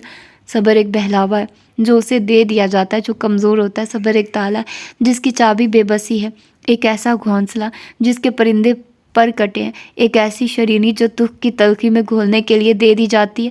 جب تم نے کبھی صبر کیا نہیں تو تم اتنی تلخی سے بات کیسے کر سکتی ہو؟ میں نے بچپن سے اب تک صبر ہی کیا ہے۔ کیسے؟ مجھے نہیں تفصیل بتانی، میں تمہیں جواب دے نہیں ہوں، میں بتاتا ہوں۔ جب تم آنکھ کھولتی تھی تو تمہیں کچھ دکھائی نہیں دیتا تھا، تمہیں انتظار کرنا پڑتا تھا کہ کب تمہیں نور عطا ہو اور تم بینا ہو جاؤ۔ تم نے دعائیں کی کہ تمہاری سماعتیں تمہارے اختیار میں دے دی جائیں تاکہ تمہیں کم سے کم وہ تو سنائی دے جو تم سننا چاہو۔ تمہیں چاہتی کہ کاش تم اپنی مرضی سے اپنی زبان کا استعمال کر سکو، تمہیں وہ قوت عطا ہو جو زبان تک لقمہ لے جانے میں کارگر ثابت ہو۔ اور بس کرو، میں اکیلی نہیں ہوں جس کے پاس آنکھ ناک کان ہے۔ تو پھر تم اکیلی نہیں ہو جس نے دکھ کا ذائقہ چکھا، غم سہا، جو بے بس ہوا، جسے لاچار کر دیا گیا، جس کی ماں مر گئی، جو تنہا رہ گئی۔ تم اکیلی نہیں ہو۔ ٹھیک ہے میں اکیلی نہیں ہوں، پھر میں گناہ کرنے میں بھی اکیلی نہیں ہوں۔ جو معمولی غموں پر صبر کرنے سے قاصر ہے وہ گناہ کی سزا کس صبر سے کاٹے گا؟ تا عمر دکھوں کو سہتے رہنا بھی سزا ہی ہے۔ تم چاہتے ہو میں آنسو بہا کر بیٹھ جاؤں؟ ہاں تم بیٹھ جاؤ، لیکن فیصلے کے انتظار میں، فیصلہ جو میرے حق میں نہیں ہوگا، فیصلہ جو تمہارے لیے ہوگا، وہ مجھے پسند ہو یا نہ ہو۔ اگر تم سے پوچھا جاتا تو تم تو انسان ہونا بھی پسند نہ کرتی، اب انسان بن چکی ہو تو خدا بن رہی ہو۔ تم اللہ کی حمایت کے لیے آئے ہو، اللہ کو اپنی حمایت کی ضرورت نہیں پڑتی، میں تو تمہاری حمایت میں آیا ہوں، تمہیں بچانے۔ تم بس یہ چاہتے ہو میں اپنی محبت کا خون کر دوں؟ میں بس یہ چاہتا ہوں کہ تم محبت کو پالو، حقیقی محبت کو۔ اللہ کی محبت اگر کافی ہوتی تو دنیا میں مرد اور عورت کا جوڑ نہ بنتا۔ اللہ کی محبت اگر ناکافی ہوتی تو اس مرد اور عورت کا جوڑا ہی نہ بنتا۔ رشتے اور تعلق محبت میں حائل نہیں ہوتے۔ ماں باپ، بہن بھائی، شوہر اولاد، یہ سب تو انسان کی زندگی کی مقررہ مدت میں ساتھ نبھانے والے سہارے ہیں۔ کیا تم نے سنا نہیں کہ روزے قیامت سب کو اپنی اپنی پڑی ہوگی؟ ماں کو اولاد کی فکر نہ ہوگی، باپ کو اپنے خاندان کا پتہ نہ ہوگا۔ کیوں؟ کیونکہ تب صرف ایک تعلق اہم ہوگا، اللہ اور بندے کا۔ جو تب اہم ہوگا وہ اب کیسے غیر اہم ہو سکتا ہے صدم؟ حقیقی تعلق تو تمہارا اور اللہ کا، باقی سب تو فانی ہے۔ دادا کے کمرے میں ہونے والی اس آخری فیصلہ کن بات چیت نے صدم کو اتنا بے یقین کر دیا کہ اسے یہ احساس شدت سے ہوا کہ جو سزا اس کی ماں کے حصے میں آنے سے رہ گئی تھی وہ اب اس کے حصے میں بڑے آرام سے آ گئی ہے، جو تکلیفیں بچ گئی تھی وہ اسے منتقل کر دی گئی ہیں۔ وہ رات اس کے کمرے میں ماتم بن کر اتری، وہ اتنا روئی کہ اس کی آنکھوں کی ساری بینائی اس کے دل کی خوش امیدی کے سنگ بہہ گئی۔ آپ نے ہادی اور اوصاف کے نکاح کا اعلان کر دیا دادا؟ اگلے دن صبح وہ دادا کے سامنے تن کر کھڑی تھی۔ ہاں، دونوں کی مرضی تھی تو وہ اتنا ہی کہہ سکے، اور میری مرضی؟ وہ پہلی بار ان سے ایسے مخاطب تھی۔ تمہاری مرضی؟ وہ حیران ہوئے۔ ماما نے مجھے بتا دیا تھا میرے اور ہادی کے رشتے کے بارے میں۔ اپنے حق کی بات کرنے کے لیے وہ مضبوط انداز سے کھڑی تھی۔ وہ چونک گئے، انہیں نہیں معلوم تھا کہ وہ اس بات سے واقف ہے۔ تمہیں غلط فہمی ہوئی ہے صدم۔ جھوٹ مت بولیے دادا، آپ سب جانتے ہیں۔ وہ رونے لگی۔ دادا حواس باختہ ہو گئے۔ کتنے ظالم ہیں آپ، کتنی ظالم ہے نورین آنٹی، اپنی بیٹی کا مقدمہ لڑ کر جیت گئی۔ ماما زندہ ہوتی تو وہ بھی میرے لیے لڑتی، آپ کو آپ کا کیا وعدہ یاد کرواتی۔ کیا میں نے تمہیں زویا سے کم پیار دیا؟ کوئی میرے لیے نہیں لڑا، میں صرف آپ کا خون ہوں، آپ کی بیٹی نہیں، میرا کوئی نہیں، میں کسی کی نہیں۔ تم غلط سمجھ رہی ہو۔ وہ پیار کرنے اس کے قریب آئے، ہم شرجل کے ساتھ محبت کے بدلے میں آپ تعلق دے رہے ہیں، سودا کر رہے ہیں میرے ساتھ۔ اوصاف سے کیوں نہیں کرتے یہ سودا آپ؟ میں مجبور ہوں ہادی، اوصاف سے۔ آپ مجبور نہیں ہیں، غلط ہیں آپ، غلط کر رہے ہیں آپ سب میرے ساتھ۔ ہادی کی مرضی ہی ہے یہ صدم۔ وہ نہیں مان رہا، یہی ایک ٹھوس دلیل تھی ان کے پاس۔ ہادی کی مرضی مجھے ہونا چاہیے تھا، آپ کو اسے سب کو بتا دینا چاہیے تھا، ہمارے رشتے کے بارے میں، اپنے وعدے کے بارے میں۔ آپ نے یہ بات اب تک کیوں چھپا کر رکھی؟ کیا آپ دیکھ نہیں رہے تھے کہ اوصاف کیسے ہادی کا سایہ بنتی جا رہی؟ کہاں سو رہے تھے آپ دادا؟ میں ایسا کرتا بھی تو ہادی اپنی ہی مرضی کرتا۔ یہ ایک نام نہاد عذر ہے بس۔ میری ماں کو کوئی محبت نہیں دے سکا، مجھے بھی نہیں دے سکا۔ میں شرمندہ ہوں کہ میں اس خاندان کا حصہ ہوں جہاں لفظوں کا پاس نہیں، جہاں مرنے والے اس لیے مر جاتے ہیں کیونکہ ان کی کوئی حیثیت نہیں ہوتی، جہاں زندہ لوگوں کو اکیلا اور تنہا کر دیا جاتا ہے، انہیں کچھ دیا تو نہیں جاتا لیکن چھین سب لیا جاتا ہے۔ کہتے کہتے وہ ہام گئی۔ دادا خاموش کھڑے سنتے رہے، وہ خود کو مجرم سمجھ رہے تھے۔ کیا مجھے آپ کو یہ بتانا پڑے گا کہ ہادی میرے لیے کیا ہے؟ دادا نے شرمندگی سے سرخ ہوتے ہوئے اسے دیکھا۔ چپ ہو جاؤ صدم، میں بہت بے بس ہوں، مجھے معاف کر دو۔ اس نے نفرت سے دادا کو دیکھا۔ میں آپ کو کبھی معاف نہیں کروں گی، جیسے آپ سب نے کبھی میری ماں کو معاف نہیں کیا تھا۔ ایسا کچھ نہیں ہے صدم، ایسا ہی ہے، ورنہ نکاح میرا اور ہادی کا ہو رہا ہوتا۔ اپنے کمرے میں بیٹھ کر وہ کتنی ہی دیر تک دادا کی بے حسی پر آنسو بہاتی رہی۔ ہادی رات گئے کنسرٹ سے واپس آیا تو وہ اس کے پاس گئی۔ تم سوئی نہیں ابھی تک؟ وہ حیران ہوا۔ مجھ سے شادی کر لو، ہاتھوں کو مسلتے وہ بس اتنا ہی کہہ سکی، اس کے بعد وہ کچھ نہیں بولی۔ شوز اتارتے اس نے رک کر حیرت سے اس کی طرف دیکھا اور بہت دیر تک دیکھتا ہی رہا، پھر کھڑے ہو کر آہستہ سے اس کا گال تھپ تھپا کر بولا، جا کر سو جاؤ صدم، بہت رات ہو گئی ہے۔ اور وہ کمرے میں آ گئی لیکن سوئی نہیں۔ وہ رات اس کی ساری محبت، نرم دلی، شکر گزاری چھین کر لے گئی۔ اس رات اس نے سب جانے دیا، انتظار، یقین، ایمان، حسن، ذہانت، ماں باپ، کامیابی اور ہادی۔ اللہ کو اوصاف کی جھولی ہی نظر آئی سب دینے کے لیے، اور جو کب سے میرے ہاتھ پھیلے تھے وہ۔ مجھے نفرت ہے ہر انسان سے، اوصاف سے، پاپا سے، نرگس آنٹی، نورین آنٹی، دادا، سب سے۔ وہ تنفر سے بولی، کیسی محبت ہے تمہاری جس نے تمہیں نفرت سکھا دی؟ منکری کا آغاز نفرت اور ناپسندیدگی سے ہوتا ہے۔ میں یہ جانتی ہوں کہ ظالم کا ظلم جب حد سے بڑھ جاتا ہے تو وہ مظلوم کو بھی ظالم بنا دیتا ہے۔ تو یہ ہے وہ جو وہ تمہارے کانوں میں پھونکتا ہے، یہ ہے وہ دلائل جو شیطان تمہیں دیتا ہے۔ کیا مظلوم اپنے لیے آواز نہیں اٹھا سکتا؟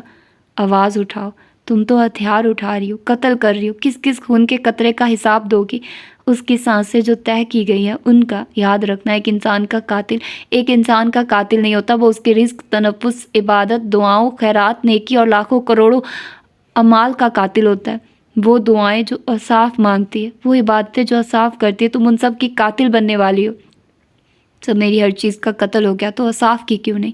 آنکھوں کی بینائی چھین چکا، گناہ آلود سیال شہ رگ تک آتا، دل پر قابض ہونے لگا، حسن کہنا گیا، صبر اور شکر کا انجام قریب آیا، بھلائی کی چال معدوم ہو گئی، دعا اور یقین کی زبان بندی، ایمان کی برتیں اس کی روئیں سے الگ ہوتی اسے ہیبت ناک بنانے لگی، اس کی قائم مقام خوش ظاہری دھول کی طرح اڑنے لگی۔ میرا کوئی بھائی نہیں، کوئی بہن نہیں، باپ تک میرا نہیں۔ ایک ماں تھی، وہ بھی زندہ نہیں رہی۔ ایک ہادی ہے، وہ کسی کو دے دوں؟ اجنبیوں کی طرح اس گھر میں زندگی گزاری ہے، ایسے جیسے مسافر ہو، باقی کی زندگی بھی ایسے کیسے گزار دوں؟ یہ دنیا مسافر خانہ ہی تو ہے، راستوں میں بھی کوئی پڑاؤ کرتا ہے، دیکھو تو صحیح منزل ہے کہاں؟ کیا پیغمبروں، نبیوں اور ولیوں نے مسافروں کی طرح زندگی نہیں گزاری؟ انہوں نے دنیا کی چیزوں پر ہاتھ نہیں رکھے تھے صدم، ملکیت کی گنتی کیوں کرتی ہو؟ یہ سورج، چاند، ستارے کس کے ہیں؟ فلک کی چھت کس کے لیے؟ یہ سب تو سامان ہے جو کائنات کے خالق نے بنایا۔ یہ تو دیکھو، اس نے تمہیں کیوں بنایا؟ اپنے لیے۔ اس نے تمہیں کس لیے بنایا؟ اپنے لیے۔ جب منزل اللہ کی محبت ہو تو جھولی کو ہیرے موتی جیسے پتھروں سے نہیں بھرتے، دل میں زمینی یا آسمانی جنت کے میووں کی چاہ نہیں رکھتے۔ میں نبی یا ولی نہیں، میں انسان ہوں۔ اس دنیا کیوں؟ مجھے وہی چاہیے جو اس دنیا میں سب کو ملتا ہے۔ وہ بھی انسان ہی تھے، اسی دنیا کے تھے، کوئی ولی پیدا نہیں ہوتا، لیکن بس اب اپنے عمل سے بنتا ہے۔ تم اپنے عمل سے کیا بننے جا رہی ہو؟ دیکھو مجھے۔ داغ لباس سیاہ تر ہو گیا، پھر وہ پھٹنے لگا اور جسم کے زخم پھوٹ پھوٹ کر نظر آنے لگے، ان میں سے پیپ رسنے لگی۔ تم نے مجھے کتنا بدصورت بنا دیا صدم، میری نورانیت رخصت ہو رہی ہے اور سیاہی میرے اندر حلول کر رہی ہے۔ اب اندھیرے مجھ پر فدا رہیں گے، گناہ کی لذت مجھ پر حاوی رہے گی، سب پا لینے کی تمنا مجھے بے حال رکھے گی، مادیت میرے اندر قیام کرے گی۔ اب مجھے اسے راستے پر چلنا ہوگا جس کا انجام سوال ہوگا، جس سوال کا انجام سزا ہوگا۔ ہادی ہی میرا سب کچھ ہے، اگر وہ انعام کی صورت نہیں مل سکتا تو پھر سزا کی صورت ہی صحیح۔ وہ نیچے گر گیا۔ اب یہ پاؤں چل کر اللہ کی بارگاہ میں نہیں جائیں گے کیونکہ انہیں ہادی نہیں ملا۔ ہاں نہیں جائیں گے، وہ چلائی۔ میں اندھا ہو گیا ہوں، میری آنکھوں کا نور چلا گیا، مجھے کچھ نظر نہیں آ رہا۔ وہ اپنی آنکھیں ٹٹولنے لگا۔ مجھے صرف ہادی نظر آتا ہے، مجھے اس کے آگے پیچھے کچھ نظر نہیں آ رہا۔ مجھے دنیا نظر آ رہی ہے، دنیا کا مالک نہیں، مجھے دنیا میں رہنے والا چاہیے، دنیا بنانے والا نہیں۔ ہاں کچھ نہیں چاہیے مجھے اس کے سوا۔ اوہ خدایا، مجھے کچھ سنائی نہیں دے رہا۔ رحمتوں کے قصے، خدائی محبت کے وعدے، قرآن کی آیتیں، محبت نے مجھے بہرا کر دیا ہے، میں نے اپنے کان لپیٹ لیے ہیں۔ کیا سب میرے لیے بہرے نہیں ہوئے؟ کیا سب کو جواب نہیں دینا اپنے اعمال کا؟ تمہیں اپنے اعمال کی فکر نہیں تو دوسروں کے اعمال کی فکر کیوں کر رہی ہو؟ تمہیں اپنے حسن کی فکر نہیں تو دوسروں کی بدصورتی پر انگلی کیوں اٹھا رہی ہو؟ اللہ کی محبت کا ذائقہ چکھا کر تم مجھے گناہ کے ذائقوں میں لتھڑانا چاہتی ہو۔ اس بار وہ دھاڑ کر بولا، بس کرے، خدا کے لیے چلے جاؤ یہاں سے۔ وہ رونے لگے۔ تم رحم کرو، مجھ پر رحم کرو، ایک بشر کے لیے مجھے اللہ کی محبت سے محروم نہ کرو۔ مجھے جنت نہیں چاہیے، جنت کا مالک تو چاہیے نا۔ میری آنکھوں کو میرا نور واپس دے دو، میری کانوں کو ہدایت کی صدا دے دو صدم۔ اونچے درجے پر بٹھا کر مجھے نچلے درجوں میں نہ دھکیلو۔ جس دل میں عشق حقیقی گھر کر چکا ہے اس دل کو عشق مجازی کے سپرد نہ کرو، خالی کر دو اپنے دل کو اس محبت سے جو فانی ہے۔ میں خود خالی ہاتھ ہوں، وہ ضدی انداز سے بولی۔ جس کے پاس ایمان ہے وہ خالی ہاتھ نہیں ہو سکتا۔ آنکھیں کھول کر صرف ایک بار اور خود کو ٹٹول لو، ڈھونڈ لو وہ ایمان جسے کل رات تم نے بھلا دیا۔ صدم، اس گناہ کا ہار یہ کون اٹھائے گا؟ اسے اٹھا کر کیسے معافی مانگو گی؟ کیسے گڑ گڑاؤ گی؟ میں اوصاف کو زہر دے دوں گی، ضرور دوں گی۔ ہادی میرا ہے، ہادی ہی تو تمہارا ہے صدم۔ ہادی کا تعین کر لو۔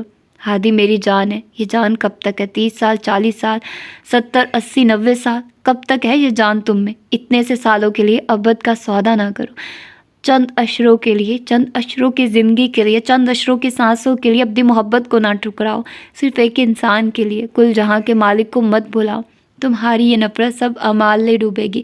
تم ایک انسان کو مار دو گی، اللہ سے معافی کیسے مانگو گی؟ کیسا لگے گا جب دعا کی بجائے توبہ کرنی پڑے گی؟ خود پر توبہ کی نوبت مت لاؤ۔ مجھے نہیں چاہیے معافی۔ کون کرنا چاہتا ہے توبہ؟ تکبر سا تکبر تھا۔ تمہیں اللہ سے معافی بھی نہیں چاہیے۔ ہاں اب سے لگا کہ اس کا انجام تو قریب تر ہے۔ اس نے اپنے جسم کے ایک ایک عضو سے بھلائی کو رخصت ہوتے دیکھا، سورج کو مغرب سے طلوع ہوتے، شہادت کی انگلی کو بند ہوتے، صراط مستقیم کو گمراہی میں تقسیم ہوتے۔ ایک ایک عضو گہنا گیا، شرک صورت اور کری ہو گیا۔ جو چاہیے تھا وہ نہیں ملا تو معافی بھی نہیں چاہیے۔ حقیقی ہادی کو پہچان لو، کائنات کے ہادی کو پالو، وہ تمہارے لیے 100 بشر بنا دے گا۔ تم اس ایک ہادی کو کہاں ڈھونڈو گی؟ مجھے 100 بشر نہیں چاہیے، مجھے ایک اپنا ہادی چاہیے۔ اپنی نمازوں اور تہجد کے سجدوں کو بچا لو، اپنے صبر اور اپنی نیکی کو، دعا مانگنے والوں میں سے ہی رہو۔ اللہ کی حکمت جان نہیں سکتی تو اس کے غلط ہونے کا دعویٰ بھی نہ کرو۔ اللہ کو مت بتاؤ اسے تمہیں کیا کیا دینا، اس کو مت جتاؤ کہ اس نے تمہیں کیا کیا نہیں دیا، کیا کیا دے کر چھین لیا، کیا کیا دینا تھا اسے مت سناؤ کہ وہ نہیں سنتا۔ یہ کفر ہے، یہ کفر تم نے کیسے سیکھ لیا؟ اللہ کے بندے یہ کفر نہیں سیکھتے۔ اگر وہ میرا اللہ نہیں تو میں اس کا بندہ نہیں. اس سے اپنی محبت بیان کرو، نفرت نہیں. ہاتھ اٹھا کر صرف چیزیں مت مانگو. وہ میری نہیں سنتا، اس نے مجھے کچھ نہیں دیا، میں بھی اس کی نہیں سنوں گی. اس کے لیے اپنی طرف سے کوئی جھوٹ مت کھڑو. اس نے تمہیں اپنی محبت کی طرف مائل کیا. کیا اس سے بڑھ کر بھی تمہیں کچھ چاہیے تھا؟ تمہاری سرشت میں نیکی کا مادہ رکھا، تمہیں فلاح پا لینے والوں کی صف کی طرف دھکیل دیا، تمہیں ہدایت دی معراج کی طرف. یہ ہے وہ سب جو اس نے تمہیں دیا، سب جو تمہارا ہے. جن نعمتوں کا شمار ممکن نہیں، ان کا شکر کیسے ممکن ہوگا؟ شکر ہی ممکن نہیں تو ان سے انکار کیسے ہوگا؟ مجھے مجسم حسین دیکھ لیا تھا نا صدم. وہ تم ہو جو مجسم حسین ہو. تمہارا باطن، تمہارا ایمان، تمہاری اللہ سے محبت ہے. مجسم حسن. کوئی حسن اس حسن کا مقابلہ نہیں کر سکتا. کوئی عمل حقیقی محبت کے عمل کا مقابلہ نہیں کر سکتا. جس دل کو اللہ کا گھر بنا لیا ہے اس دل کو دنیا داروں کا گھر نہ بناؤ. تمہیں یہ زیب نہیں دیتا کہ ایک انسان کے بدلے تم اللہ کو چھوڑ دو. تم یقین ہو اور ایمان ہو، پاکیزہ اور معطر. اور اب دیکھو میری بدصورتی، تم مجھے مٹا رہی ہو، برباد کر رہی ہو. دیکھو مجھے صدف، میں قریب اور غلیظ ہوتا جا رہا ہوں، تعفن زدہ اور ناپاک، سیاہ اور سیاہ کار. صدم نے نظریں اس پر گاڑ دی اور پھر اپنی نظریں جھکا لی. وہ ایسی کری صورت کو دیکھنے کی طلبگار نہیں تھی جسے آج آنکھ بھر کر نہیں دیکھ پا رہی. اسے کیسے جھیل پاؤ گی؟ جان جاؤ صدم، وہ جو حقیقت ہے، جس کا اللہ ہے، اس کا سب ہے. کیا تم دیکھتی نہیں کہ اس نے اللہ انسان کو اسے دے دیا اور خود کو تمہیں؟ اس نے تمہیں اپنے لیے رکھا. تم اس پر رو رہی ہو، اس پر کہ اللہ نے تمہیں پسند کیا. تم اس پر چلا رہی ہو. وہاں ویلا کرنا ہے تو اب کرو، مجھے دیکھ کر کرو، میرے مٹ جانے پر. اس نے ٹھیک کہا تھا کہ وہ ایک دھن بجا کر جائے گا. وہ صدم کی مرضی کی دھن بجا کر گیا. روتے آہو بکا کرتے وہ اس طرح سیاہ سیال میں جل کر راکھ ہو گیا جیسے کبھی پیدا ہی نہیں ہوا تھا. جس کی بنیاد مٹی تھی، اس کی سزا راکھ ہو گئی. کاؤچ پر لیٹے لیٹے صدم کی آنکھ کھلی. کمرہ اندھیرے میں ڈوبا ہوا تھا. باہر رات ہو چکی تھی. اس کی آنکھیں اور بالوں کی چند لٹیں آنسوؤں سے تر تھی. اس نے اپنے ہاتھ سے اپنے آنسو صاف کیے. وہ شاید بہت دیر تک اور بہت زیادہ روتی رہی تھی. اٹھ کر اس نے لائٹ روشن کی. ہال خالی تھا. وہ کتنی ہی دیر تک پیانو کے پاس کھڑی رہی. ڈھکن الٹ کر اس نے پیانو پر اپنی انگلیاں رکھی اور انہیں گھسیٹتی چلی گئی. پھر وہ اسٹول پر بیٹھ گئی. اپنا سر اس نے کنجیوں پر ٹکا دیا. تعفن سے اس کی سانسیں اٹکنے لگی. دن کی روشنی رخصت ہو چکی تھی. رات کی سیاہی پھیل جانے کو تھی. نرحال سے چلتی وہ اوصاف کے کمرے میں آئے. یہ دیکھو، نکاح کا جوڑا آ گیا. اوصاف نے صدم کو شرارہ پکڑایا. صدم نے اسے انگور کا جوس اچھا ہے. صدم اوصاف کو دیکھ کر مسکرا نہیں سکی. صرف ایک گلاس؟ اوصاف البتہ مسکرا کر پوچھ رہی تھی. اوہ، جگ میں کچن میں بھول آئی ہوں. وہ گئی اور جگ لے آئی. اوصاف گلاس ختم کر چکی تھی اور شرارہ دیکھ رہی تھی. کیسا لگا تمہیں اپنا ڈریس؟ بہت اچھا. ویسے بھی آج مجھے سب کچھ بہت اچھا لگ رہا ہے. سنو صدم، پاپا بتا رہے تھے کہ جلدی تمہاری اور شرجیل کی منگنی ہو جائے گی. وہ شرارت سے مسکرائے. صدم خاموش رہی. اسے شرجیل سے کوئی دلچسپی نہیں تھی. تمہیں شرجیل پسند ہے نا؟ ویسے وہ تھوڑا سا نک چڑھا ہے نا؟ پتہ نہیں، میں اسے نہیں جانتی. تم خوش ہو اوصاف؟ اس نے اوصاف سے پوچھا. خوش؟ یہ بے حد چھوٹا لفظ ہے. میری دعا ہے کہ ہر لڑکی میری طرح خوش نصیب ہو، اسے ہادی جیسا شوہر ملے، اس کے دل کی مراد پوری ہو. تمہیں ہمیشہ سے معلوم تھا نا کہ ہادی تمہارا ہی ہے؟ ایک ٹیس صدم کے دل میں اٹھی. ہاں، جن سے محبت کی جاتی ہے ان کے بارے میں معلوم ہوتا ہے کہ وہ ہمارے ہیں. مجھے بھی معلوم تھا کہ وہ میرا ہے اور میں اس کی ہی ہوں. پھر نہ جانے میں کیوں بھول گئی. صرف چند مہینوں میں ہی اسے بھول گئی. کسے؟ اوصاف نے پلٹ کر اسے حیرت سے دیکھا. اپنے ایمان کو، اس ایمان سے اپنی محبت کو. اوصاف الجھ سی گئی. تم کیا کہنا چاہتی ہو صدم؟ یہی کہ وہ کوئی چیز نہیں کہ اسے بھلا دیا جائے. بالکل. ویسے میں نے سنا تھا کہ دادا چاہتے تھے کہ تمہاری اور ہادی کی. پتہ نہیں دادا کو یہ کیا سوجی. تمہیں ہادی اچھا لگتا ہے کیا؟ ہاں. اس نے پرزور انداز سے سر ہلایا. بہت. اوصاف سمجھی وہ مذاق کر رہی ہے. کیا مطلب؟ مطلب یہ کہ مجھے صرف ہادی سے ہی محبت ہے. اوصاف نے ٹھٹک کر اسے دیکھا. مذاق کر رہی ہو نا؟ نہیں، ابھی تو سنجیدہ ہوئی ہوں. تم کس ہادی کی بات کر رہی ہو؟ اوصاف کے چہرے کے رنگ اڑ گئے. میں اس ہادی کی بات کر رہی ہوں جس کے لیے میں کچھ بھی چھوڑ سکتی ہوں. تمہارے ہادی کو بھی. اوصاف نے اسے ناسمجھی سے دیکھا. اس کی جس کی ساری محبت مجھے حاصل ہے، جس کی بندگی اب مجھ پر بھاری نہیں رہے گی، کیونکہ جس دل میں عشق حقیقی گھر کر چکا ہوں اس دل کو عشق مجازی کے سپرد نہیں کرنا چاہیے. میں اس واحد لا شریک کی بات کر رہی ہوں جو میرا ہادی ہے، جس کا تعین میں اب کر چکی ہوں.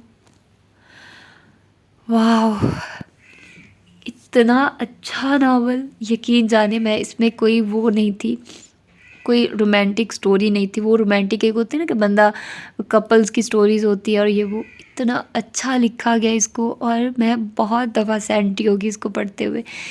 کس خوبصورتی سے یار اس ناول کو سمیرہ حمید نے لکھا ہے یار. وہ بہت اچھا لکھتی ہے. وہ بہت سارے ڈفرینٹ جو ہوتے ہیں نا ٹاپک, ان کو چوز کرتی ہے. اور آج کل ویسے یہ تو بہت عرصے سے ہی ہے چیزیں کہ محبت جو ہوتی ہے نا وہ انسان کو ایسے ہی خود غرض بنا دیتی ہے. اس کو یہی لگتا ہے کہ بس جو ہے وہی ہے سب کچھ, اور کچھ نظر نہیں آتا اس کو. وہ اس کی خاطر بہت ساری چیزوں کو اگنور کر دیتا ہے. یہ انسان کی نیچر ہے. اس کو لگتا ہے کہ صرف آج میں جو اس کا جو رشتہ ہے ویسا ہے, لیکن ایسا نہیں ہوتا. وقت چینج ہو جاتا ہے, رشتے بدل جاتے ہیں. وہی جو آپ کو بہت اچھے لگ رہے ہوتے ہیں وہ پھر آپ کے بغیر جینا سیکھ جاتے ہیں. یہ صرف وقتی کشش یا کہہ لو کہ نفس کا ہوتا ہے عمل دخل اس میں. تو پھر کیسے اس نے وہ سارا کس خوبصورتی سے یار. آئی لو ہر, آئی لو ہر. مجھے بہت پسند ہے. اور ان کے آگے وہ کیا کہتے ہیں کہ آگے بھی اس کے کچھ شارٹ ناولز ہیں جو کہ اسی PDF میں ہیں, تو میں ضرور پڑھوں گی اس کو. اور میں چاہ رہی ہوں کہ سمیرہ حمید کے جو جتنے بھی اب تک ناول شارٹ آئے نا وہ میں سارے پڑھوں. اور پلیز آپ لوگوں سے ایک چھوٹی سی ریکویسٹ ہے میری کہ آپ لوگ نا مجھے اچھے والے ناول سجیسٹ کیا کرو. شارٹ ناولز, اچھے والے ناولز اگر آپ لوگوں نے کرنے ہیں. اس چینل پر آپ لوگ مجھے شارٹ ناول سجیسٹ کر سکتے ہو. ویسے تو میں اب کچھ اور ناول بھی پڑھ رہی ہوں, مطلب لانگ ناول جو ہے نا وہ فار ایور بک ہیون پر پڑھیں گے اب ہم لوگ. میں انمول انشاءاللہ میں جلد سٹارٹ کروں گی اس چینل پر. اور آپ لوگ بھی اگر میں انمول سننا چاہتے ہیں تو for ever book Haven channel پر جائیں. ابھی تو ماہ ملکہ چل رہی ہے, لیکن ساتھ میں اس کی ویسے 2 ایپیسوڈ 6-7 دن تک کا جو ناول ہے نا میں انمول, اس کے میرے خیال 30 دن تک کا ہے. وہ اس نے مہینے کا بنایا ہوا شیڈیول, تو وہ مہینے بھر کا ہے, لیکن اس میں 7-8 دن کا میں نے ریکارڈنگ کی ہوئی ہے. تو اس کو میں نے پھر پرائیویٹ کر دیا تھا. بہت سارے لوگ مجھے منع کر رہے تھے کہ مت پڑھو مت پڑھو, تو پھر میں نے اس کو ہائڈ کر دیا تھا. لیکن اس کو دوبارہ ہم لوگ فار ایور بک ہیون پر سٹارٹ کریں گے. تو آپ لوگ کو جو 2 پہلی ایپیسوڈ ہے نا وہ آپ لوگوں کو واٹس ایپ چینل پر ملیں گی, ابھی نہیں, جب میں اس ناول کو سٹارٹ کروں گی, ٹھیک ہے. تو یار اس ناول کے لیے تو میں اتنا ہی کہوں گی کہ اس میں اتنا اچھا لیسن تھا نا, اتنا اچھا لیسن تھا کہ آج کل کے جو بچیاں جو لڑکیاں ہیں اگر انہیں لگتا ہے کہ وہ ماں باپ کو چھوڑ کر خوش, اس میں 2 چیزیں تھی دیکھا, اس کی ماں باپ کے کہ وہ ماں باپ کو چھوڑ کر گئے, اور دوسری کیا تھا کہ وہ بھی ویسے ہی کر رہی تھی. وہ سوچ رہی تھی کہ میں کروں گی, میں اس کو پسند, وہ لڑکا اس کو پسند ہی نہیں کرتا, وہ اس کی بہن اور وہ ایک دوسرے کو پسند کرتے تھے. تو ایک دوسرے کے گلے وہ پڑھنا وہ تو غلط بات ہے نا. تو یہ مجھے بہت اچھی بات لگی. تو اگر واقعی میں یہ ہو جاتا ہے, بس اللہ سے دعا کرنی چاہیے کہ وہ آپ کو صبر دے, کیونکہ میں نے بھی یہ بھی دیکھا نا کہ بہت ساری لڑکیوں کی یہ فیلنگس جو ہوتی ہے نا آپ کے کنٹرول میں نہیں ہوتی, تب آپ کو سمجھ نہیں آ رہی ہوتی. آپ کو لگ رہا ہوتا ہے کہ جو آپ سوچ رہے ہو نا وہیں ٹھیک ہے, آپ کے ساتھ جو ہو رہا ہے نا وہیں سب کچھ ہے, آپ جو فیلنگز رکھ رہے ہو نا بس یہی. لیکن یہ وقتی ہوتا ہے, سب گزر جاتا ہے. ایک ٹائم کے ساتھ سب نارمل ہو جاتا ہے, ٹھیک ہے. تو بس آپ لوگوں نے یہ دیکھنا ہے کہ کیا چیز آپ کے لیے ٹھیک ہے, کیا چیز غلط ہے. تو یہ آپ لوگوں نے خود ڈیسائیڈ کرنی ہے, ٹھیک ہے. اس کے علاوہ باقی مجھے یہ بہت مزے کا لگا ناول. میں باقی ناول بھی پڑھنا چاہوں گی سمیرہ امید کے. اور آپ لوگ اپنا فیڈ بیک بتائیے کہ آپ لوگوں کو کیسی لگی یہ شارٹ سٹوری. ابھی اذان ہونے والی ہے تو میں اس کو ختم کرتی ہوں. نیچے ڈسکرپشن میں آپ لوگوں کو چینل واٹس ایپ چینل کا لنک مل جائے گا, وہاں پر مالا بھی ہے, اور عنکبوت ناول کی 7 ایپیسوڈ پہلی وہاں پر موجود ہیں, اور مالا ناول کا لنک بھی آپ لوگوں کو وہیں مل جائے گا. تو آپ لوگ وہاں جا کر چیک کر سکتے ہیں. چینل کے اباؤٹ میں دیکھ لیں, کیونکہ شاید آج میں اپڈیٹ کر دوں چینل کے اباؤٹ میں.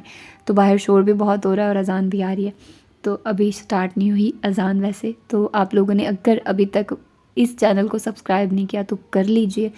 تو اپنا ڈھیر سارا خیال رکھیے. ملتے ہیں سمیرہ امید کے اچھے سے کسی اور اچھے سے ناول میں کل. اللہ حافظ.